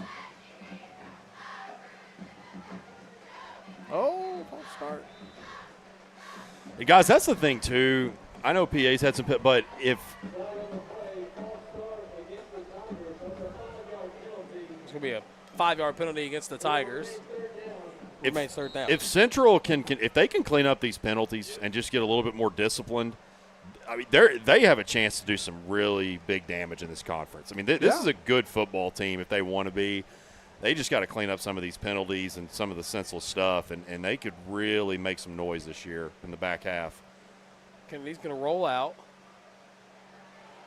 Throws it. That's going to be caught on the sideline. Not enough for the first. Yeah, if you're Central, you're looking ahead at your schedule and looking at Cabot, You already Southwest. played Bryant. Yeah, you're looking at Cabot, Southwest, North Little Rock. I mean, those 3 winnable games. Christian, we'll see what they end up turning into be. Yeah. But, yeah, winnable games out there. It's going to be 4th and 25 from the 16.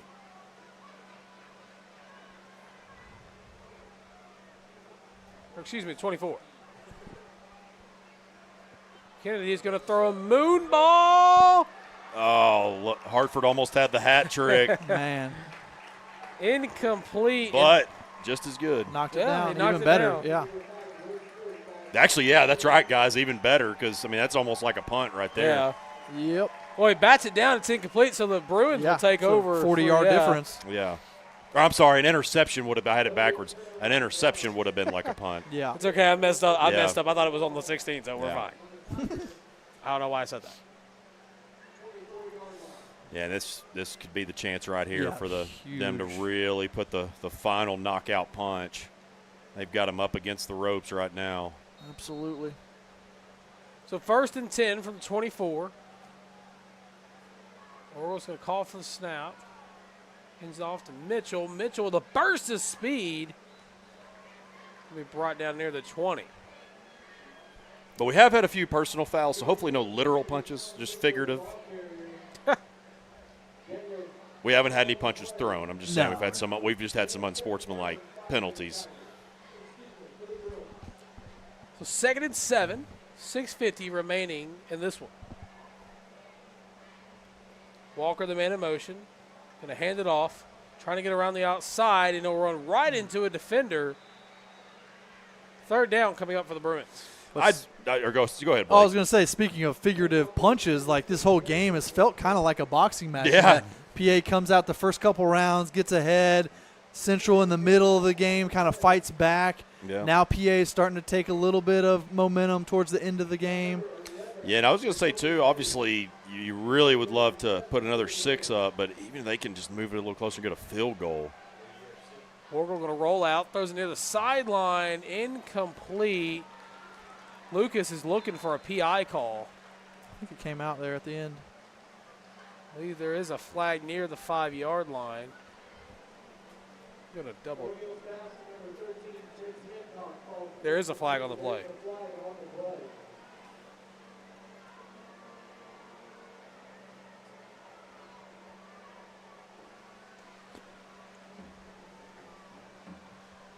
I believe they did get the pass interference call.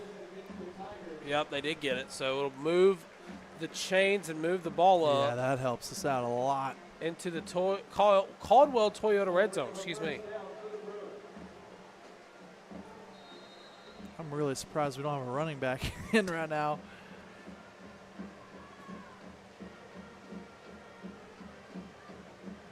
Oh, okay. Orgel calls for snap, flips it. Mitchell cuts back. Gets tackled around the 10. I think that might have been. Yeah, that was Hancock. It looked like. Yeah. Okay. Coming across. The 2s and the 7 kind of blended in. Yeah.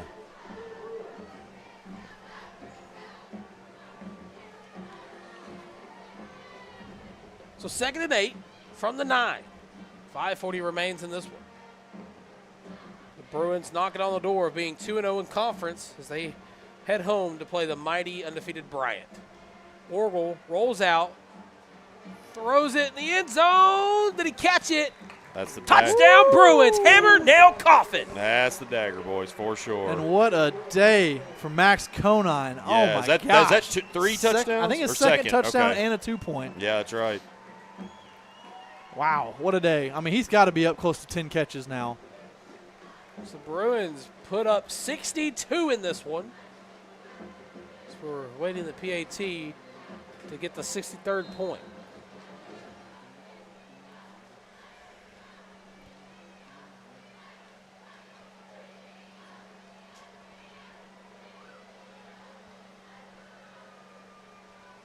Here's the kick. Kick is up. Kick is good.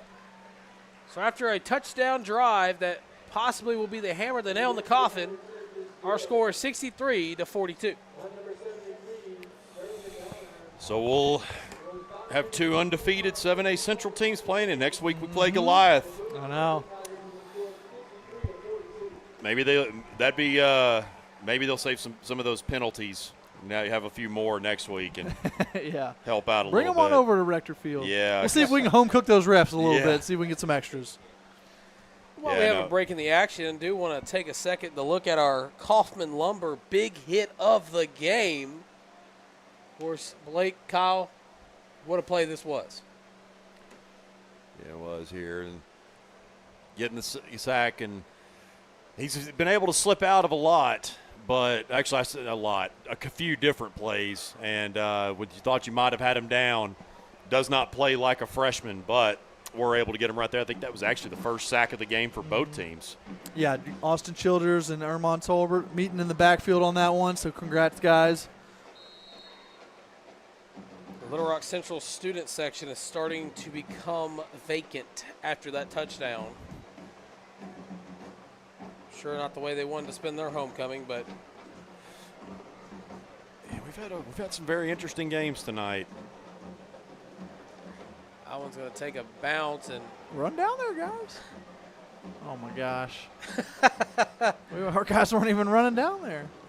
I'm sure they thought he needed it down, but nonetheless, here comes the Bruin defense. Of course, they've allowed 42 points tonight, but what a game it's been for Hartford Low. Yeah, well, and this one was a battle. They're talking about just some crazy games around the state, just the ones that we know of, at least on our network. You know, Sylvan Hills beats Benton. Heber Springs, came in 1-3. I'm pretty sure beat Mills tonight. So oh wow, yeah, 17-14 I think was the final. Whoa. So yeah, 17-14. So, but you know, we're about that point. About mid-season that you get where you start having some of those heads like, wow, how did this happen? Yeah, Whether exactly. it be, teams starting to heat up or injuries, whatever the case may be. They hand that one off. That one's not going to go anywhere but backwards.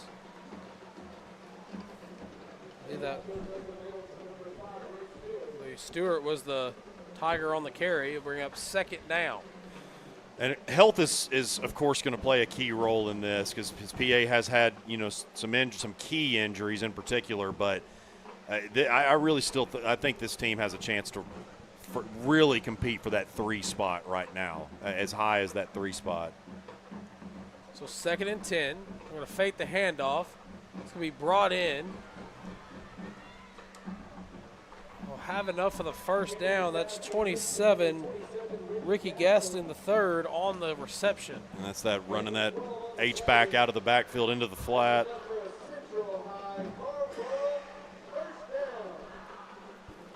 First down for the Tigers. We have 4.5 remaining in this one.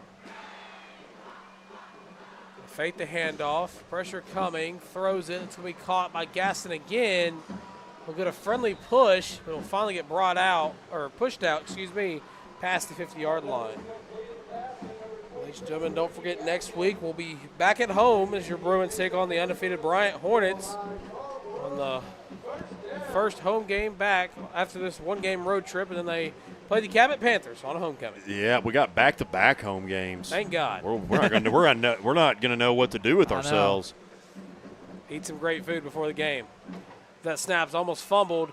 It's going to get broken up, incomplete by Sam Hurtado. Yeah, good job by Sam there. You know, I'm hesitant to say he gave up that touchdown earlier because, again, it wasn't bad coverage.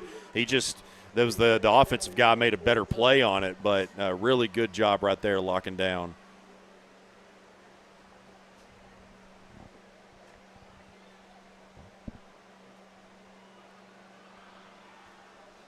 .345 left to go, or 3:46, excuse me, left to go in this one. I'll throw it back into the backfield. It's Stewart. Stewart's going to be met immediately. A low tackle by Hurtado. Yeah, he's come up and made a lot of tackles tonight. I'm interested to see what his totals are going to look like. I know obviously we talk a lot about Hartford and his interceptions, but Hurtado and Caldwell both have been very steady pieces back there. That one's going to get broken up again. Hurtado on back-to-back plays. He's a man possessed on this drive. Whew. You got Hartford that's going to put you on an island, and you got Hurtado that's going to lay the boom. Well, I guess I should have said he's going to lay the hurt, but here for 3 minutes, 23 seconds. And tip your servers. King's going to drop back, try to get that one, and he's going to get wrapped up and sacked. And that was a turnover on downs. That's just a prime example of great pocket collapse. Yep. Who's at the bottom of that? Brylan Ussery, Max Burns coming in on the blitz. Tolbert in there as well. Good team tackle, like you said, kind of crushed the pocket and right up the middle on him.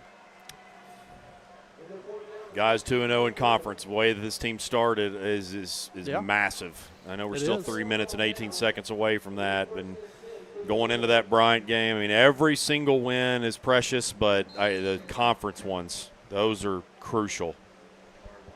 Looks like there's a new quarterback in for the Bruins. It's going to be Ardoin in for Orville. He needs a running back. There he is. Colbert, you forgot your helmet? And immediately give it to Javion. Right off the bench. And Javion rumbling, bumbling, stumbling. Picks up 6. About to say, Coach Lucas going full Friday Night Lights. You don't know where your helmet is? You have no idea. Of all the funny stories I've been a part of. Oh. Hunter probably looked at him and said, hey, you don't want to get out on the field on time? Here's the football. Yeah. Run. 2:50 left to go. 2nd and 5 for the Bruins.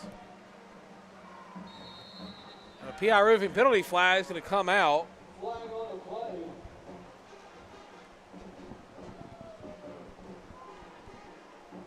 Kyle, this happened to us more often than I'd like to admit, but did you ever in your high school career have a kid just straight up forget to bring their helmet to the game? I don't think we ever had somebody forget to bring a helmet. I mean, you had people that forgot to bring, like, thigh pad, which Coach Perry was, oh, man, you were running until he got tired if you forgot anything. But not a helmet, but thigh pads, stuff like that. That we've had to take a sophomore or freshman's helmet and give it to somebody else. Yeah, and they're standing on the sidelines without one. Yeah, and they look like the idiot, and you're like, nah, I brought my helmet. Ardoin goes up the left-hand side, still going. Be brought down just past the 50. And Blake, Kyle says that because it was probably him that forgot. Exactly. No. I can't remember any, really. No, I don't think anyone ever did. I was so scared of my coach, guys. Like, I made sure my mom, I think, even had a checklist for me. I mean, a little laminated thing you pull out of your pocket. We were so terrible. I mean, Coach Perry, Tim Perry, that I played for at CAC, which Kevin Kelly and him had some great battles, and he was so ferocious with all that stuff about forgetting things that didn't happen often. Yeah, that sounds familiar. Timeout's going to be called on the field, but again, Blake, I'm sure he probably forgot it a time or two.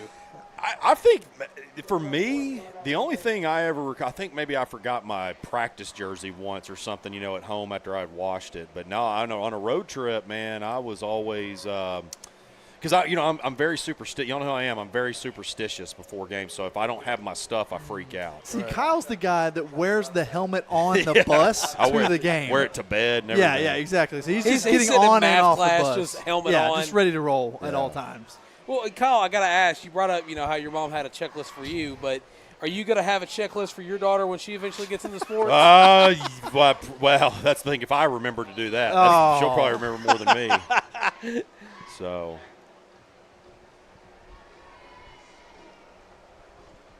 Kyle Sutherland, ladies and gentlemen. Freelance writer, broadcaster, Dad of the Year. Hashtag it.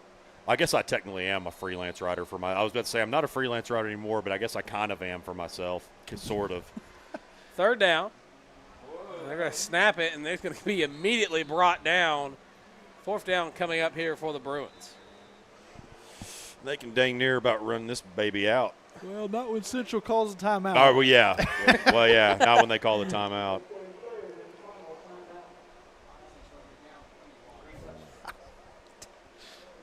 Again, ladies and gentlemen, don't forget next week, Pulaski Academy comes home to play the Bryant Hornets, and the remaining of their schedule looks like this. They come home to play Bryant, homecoming against Cabot, then they travel to play the Wampus Cats in Conway, and they come home on Halloween to play Southwest, which is senior night, and then the final game of the year, November 7th, at Little Rock Christian, followed by the playoffs starting on November 14th. You know what I am looking the most forward to being back home? Chris Amsler on the 1s and 2s playing Mo Bamba on third down. That's what I'm the most looking forward to. Y'all got way too excited about that last game. Dude, Mo Bamba. I've never seen it before. Well, it used to be the bells. Or it was like the bells and the chimes on the third Hell's down. Bells it used to be, the Hell's Bells, and now it's the Mo Bamba. Please don't change it for Mo Bamba. Maybe alternate it. No. Oh. And my mom just texted me. She said, "I still have your helmet. I forgot it is in my room." See, he sleeps with it. I told you. I knew it. Oh, somebody hurt there? I think, Central play. Well, he's moving around at least. Yeah, I got a big, nice wooden desk there still in my parents' house. And there's a helmet sitting up. Those old gold. Well, I think both PA and CAC had those gold helmets. Yeah, we had a gold. Yeah, which I guess now is still the same, but. Don't forget, ladies and gentlemen, at the end of this game, we'll have Coach Madison Taylor here on the headset with us. Oh, my. I can't sing it. No, turn it off, turn it off. Don't get copyrighted. We're going to get copyrighted. The screen's going to go down quick. You're about to get me and Kyle up here singing. Well, apparently we did before halftime. I don't know what you're talking about. Well, before you guys derail this stream too far, I'm going to get back to a couple of the people that stand out to me as players of the game for PA. Offensive side, got to go Max Conine. Yeah, 2 absolutely. touchdowns, a 2-point conversion, probably 10 catches, I'm going to guess. Defensive side, I got to lean Hartford low with the 2 picks and a couple other pass breakups and some good tackles. And I've got to give the gritted out player of the game to Aaron Orgel. Yeah, I mean, you got to give him something just because he got knocked out of the game. He took so many shots, just kept coming back. Looks like Pulaski Academy will just knee this one out. And we were talking about Aaron working off adrenaline during the game. That's one of these that you get back home and that knee and that leg starts to really hurt tonight. Hopefully the Orgels have a cold plunge. Yeah, that would help. He's going to feel it tonight. Approaching a minute left to go in this one. Of course, don't forget we'll have Coach Taylor here after the game concludes to talk about his defense. I'm sure we'll have some thoughts for you, Tristan, so just tee up some questions for him. Not going to be like last week when I go, "Hey, Coach, how's it feel to get your first win of the year?" Yeah. Hey, realist. Kneel that one down again, and things are getting chippy down there on the field. Yeah, let's stop the chatter back and forth, Bruins. Quit making dinner plans and just run this clock out. And I mean, hey, if you want a great meal, make sure to go to Homer's Kitchen. Homer's Home Kitchen, that is, near the campus of Pulaski Academy.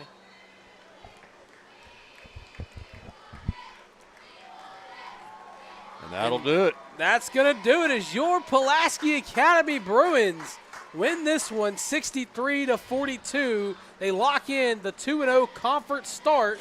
So again, they head home next week to play the Bryant Hornets. Guys, before we have Coach Taylor come over to our booth, well, he's coming anyway. He's coming right now. Real quick, what's your thoughts on the game?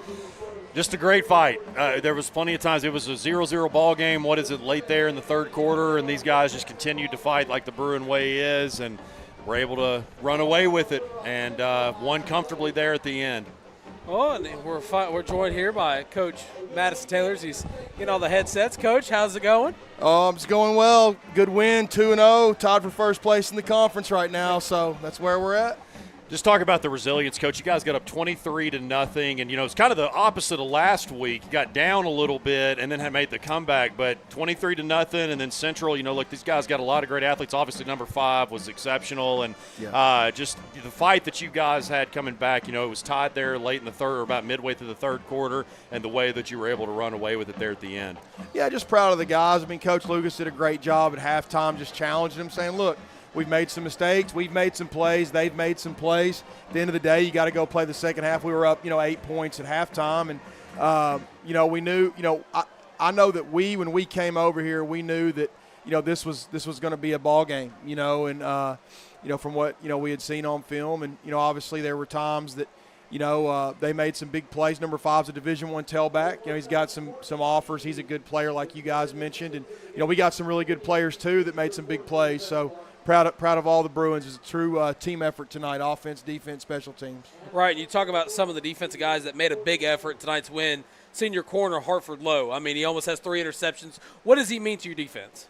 Oh, Hartford's done great. I mean, he's in the nationally. You said he had 3 picks tonight or 2? Almost 3. Almost, he had 2. 3. Yeah, 2. He'll be top 50 in the country in picks. He's just, he's one of those guys that's developed in the program, and he's come out this his senior year and, made some big plays, broke on some passes. Those, not all those interceptions have just been, kind of, hey, looky here, so proud of him.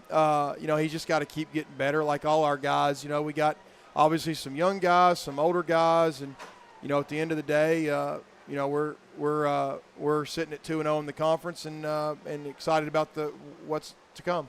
I know that this, with PA, you guys have always done such a great job of just keeping your focus on this week and the next game. Obviously, though, when you've got Brian up next, it can probably be a little bit tough to not overlook until the next week. Did you see a lot of focus with the guys, especially with getting their first win of the season last week, and really just that focus on making sure that they keyed in on Central and not look to Bryant? Oh, I think, whether we want to admit it or not, that's in the back or their mind or however you want to say it. But, I thought we had an overall good week of practice, and, we should get a few guys back, in some spots next week, for that game. What's interesting is for 6 years, we're the only school in the state that voluntarily played Bryant, other than Benton in the Salt Bowl because we play them in our benefit game. So, it's a big game for us coming into, back home. There, and our guys will be ready for it, and this will be another growing experience, for our team tonight to lead to that. So yeah, I mean, obviously, took care of business when we needed to here in the second half, but would like to see us do some things better. But that's football, right? Right, Coach. And I guess my last one for you is, you go into the locker room at halftime. Starting quarterback's hurt. You don't know what the second half's going to look like. What's the message to the defense to keep playing complementary football? Well, we just needed to tackle number 5. Just to be honest with you, but yeah, you're right. I mean, I knew our offense was going to be fine, and it's, sometimes when you play PA, in 14 years at PA, you have these yo-yo games. You get some onside kicks. You get up early. Maybe you get a little – then they hit a big play on you. They hit that screen on us, and credit to them on that. But, you just have to keep playing PA football. That's the way we play, relentless, onside kicks, getting onside kicks or, kicking it deep and covering the kick. And then you got, offense, going vertical. Javion Walker's obviously not to get on the offensive side of the ball, but just a phenomenal talent and great workhorse back for our football team. And, Coach Lucas has these guys, playing hard and, excited about, the energy that he continues to bring and the standard that we set. So we're going to keep living up to that. Well, Coach, again, thank you so much for coming doing the post-game interview with us. Yeah, thanks for having me in here, and let's look forward to next week and the rest of the season. So it should be fun. Look forward to 2 home games in a row. Yeah, I know. I was going to say back home, so that'll be a big one Friday night. Right. All right, well, thanks, Coach. Thank you. Well, that'll do it for us here in the booth. For Blake Amsler, Kyle Sutherland, Will Watkins, and our amazing crew, Tristan Harlen signing off saying goodbye and good night. Have a fantastic weekend. We'll see you next week at home. And as always, go Bruins.